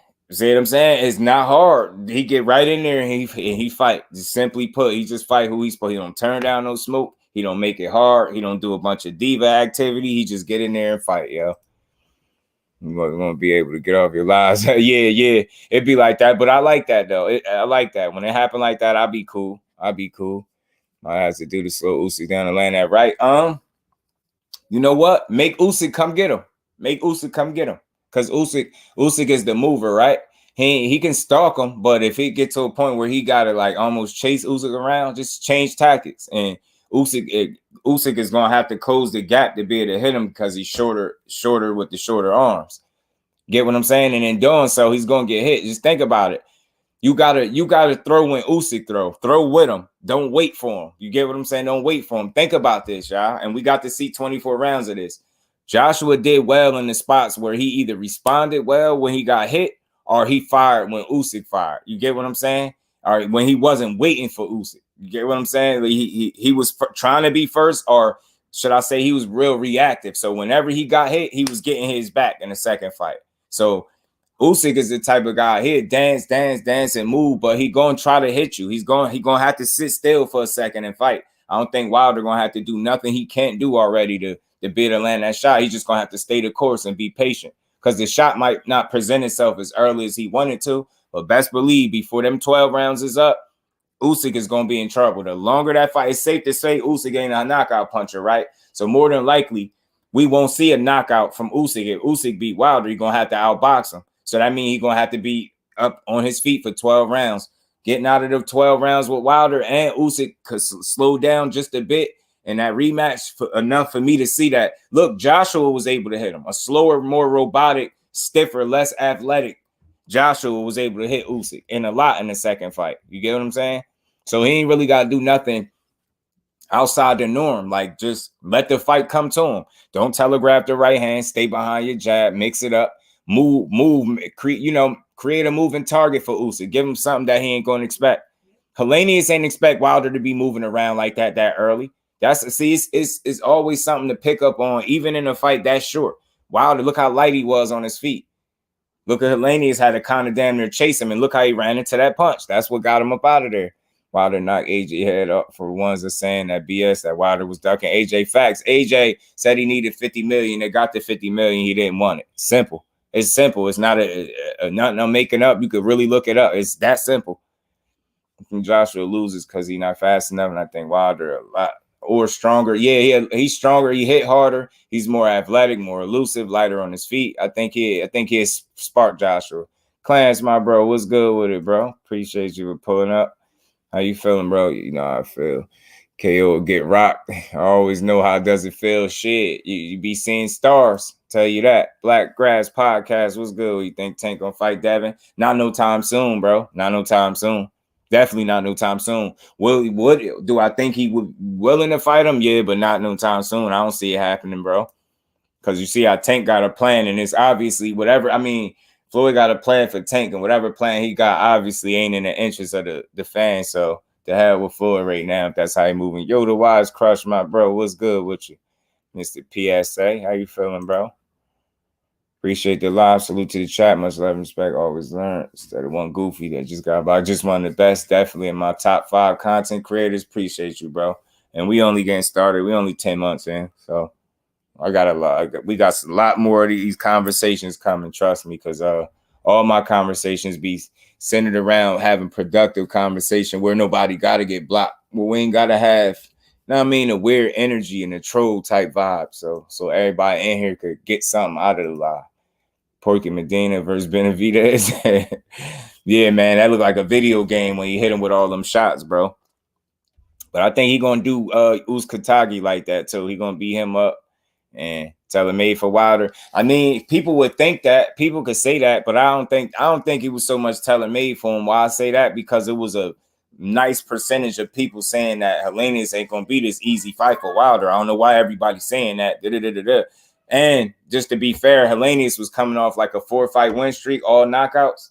And 2 of them was over Adam Kornacki, who was undefeated the first time. So sometimes it's not just the opponent. Like, he ain't got a ton of losses anyway, Helenius. That's what I'm saying. Where are we at in by? He's not that bad of a fighter. It's just Wilder is a destructive puncher. You get what I'm saying? You got to consider where he at in his career. He might have took some losses, but he's riding a 4-fight win streak all by knockouts. You get what I'm saying? That matters in combat sports. Like, your confidence, you on a high, you on a win streak, everything going your way, and then boom, Wilder changed that for him. You get what I'm saying? Respect to all the family that engaged with great input. Be watching on you when I come back, Justice. It'll take too long, bro. Nah, I'm here every day, Bodymore. I told you, bro. Turn your notifications on. I'm here every day. I be in some days I do 2 or 3 lives, you know what I'm saying? But this one I just made a little bit longer. So it could be, because y'all was in here. So now I'm here every day. You ain't got to worry. I ain't going nowhere. I did 17 plus hours of streaming Saturday, bro. Where was you at anyway? Yeah, where was you at for the fights, man? Bodymore, we was here. I did over 11-hour stream. And then while we were still on that stream, I started started another one, did another 6 hours and some change. 17 plus hours, all that boxing that was on. I started way before the card got started. So, I mean, getting a lot of love in Charm City. Just do keep it coming. Yeah, man. Appreciate all y'all that's in here. Y'all smash the like button. We gonna We here every day. I told y'all I ain't going nowhere. I'm here every day. I think the biggest issue is people don't know how to differentiate being a boxing fan and a boxer fan. It's the difference, and of course, that's the biggest problem. Yeah, people don't know how to respect the opinions and views of other people either. So everybody always got to be right. Just don't always got to be right. I ain't always got to be right. That's why when I deliver content, it's not about me being right or you being wrong or disagreeing. It's more so sharing the information and perspective so that the conversation is productive and not stagnant. And that's the difference between me and people. Yeah, Paulie is a clown, bro. He been saying a lot of foul stuff. I might have to spin back on that. All that hatred Paulie been spewing out, man. He's spewing out a lot of hatred. Paulina was never ageless planning to fight Wilder. Nope, Mayor lost some respect. From me, yeah, it's being a sore loser. Dev has options. Baby, yup. Tank going to damn near Merc Ryan. Shields is pound for pound #1. Men and women boxing. What else to say? Man, where Fate at? What my conclusion? Fate, where you at with the conclusion, bro? Fate be doing that too. Appreciate you, Yoda, my bro. Nah, I was just joking. I missed it. I was at work. Got a full. Oh, nah, I got you. Nah, I'm here, bro. But see, that's how you know your boy be on it, though. 17 plus hours of streaming, bro. Real marathon, man. Motivated by my bro T. As he hollered at me, said we might as well be calling these fights on Saturdays. Too much boxing to be on. Just told him to say no more. So I made sure I took it and ran with it. He said marathon. I did 17 hours and I didn't get off till like, oh man, what was it? Like 2 in the morning? Something like that. So I was up from like 8 or 9, something. I started real early though. And you be here. Nah, it's all good, bro. Well, I'll be here when you come through. I know how that full-time and part-time grind. I know how that grind is. So trust me, just like this YouTube grind, this shit is a beast. But I'm for it, so it's all good. Time you have your favorite, but yeah, facts are facts. And again, that's all. You can argue facts, and then you can argue opinions with other opinions. You only can share point of views. You can't argue an opinion with another opinion, and you can't argue facts. Themselves, not too many arguments, man. I'm one of them people. I don't do too much arguing on here. Real quick, it's probably not too busy. Some, but it was great to hear and learn. Yeah. Nah, man. Real quick, it's probably not big to some, but it was great to hear and learn. The info, you saying info? Nah, man, that's what I'm here for. That's what we supposed to do. I think I had a kind of conversations that anybody could tune into. You know what I'm saying? It's not too much catered toward one particular boxer. There's no fanboy activity. It's no clickbait. It's no misleading, no misdirection. That's why I was a little confused when dude told me I'm misleading people because I said Monster anyway is not defensively responsible. The hell? I'm like, man, that's clearly my opinion. If yours is different, then it's cool, but don't make me out to be, or he said my opinion is biased because it don't line up with what he think. People are weird. I might do a live on it, on some of the weird comments that I get. Dudes writing paragraphs and essays in my comment section when I don't agree with them. He say, oh, the plant wins or UDs or KR might have learned from you, but that's impressive. By the way, trying to do everything to keep me off the street corners. Kids need me. 3 bigs, 9.5 years. Oh, yeah. Yeah, facts. So, you always welcome here. You the family. And again, with topics like this, bro, like you always free to click links too. So come up. Yeah. Oh, yeah. With the family, with these open topics, because I got some more. I got some thumbnails of some lives, like I said, that I ain't do yet, that I ain't seen nobody touch on. So we gonna definitely chop it up with some open panel topics too. So yeah, man, it's good to see that you home and you staying positive, bro. Appreciate all y'all pulling up too. Y'all smashed the like button for me. 16 years old, 20 years old, straight facts. That's what I like to hear. Straight, we all good in here. Just told you this channel gonna build just like a family, man. I think that's why it's continuing to grow, because I give everybody just due, not just boxing. So I think that's a message. That's something anybody could support. It's easy to support. Yeah, man. I don't even care if that fight happened no more. I don't even care. I don't even care. But yeah, man. Much appreciation to all y'all stopping through. Look at Lady Do in the chat. Y'all smash the like button on y'all way out for me. Y'all already know my slogan, man. we ain't here to break the news. We here to have a conversation. And we just had a good conversation. And on that note, I'm gonna let y'all get up out of here, family. I smashed the button and stay tuned. I'll be back tomorrow with something fresh for y'all. Peace to the family. Salute to my TWT family. Catch all y'all on the next one. Everybody love Ash. Salute to Ash, the queen, man. Salute to the queens in the chat and all the family. I'm up.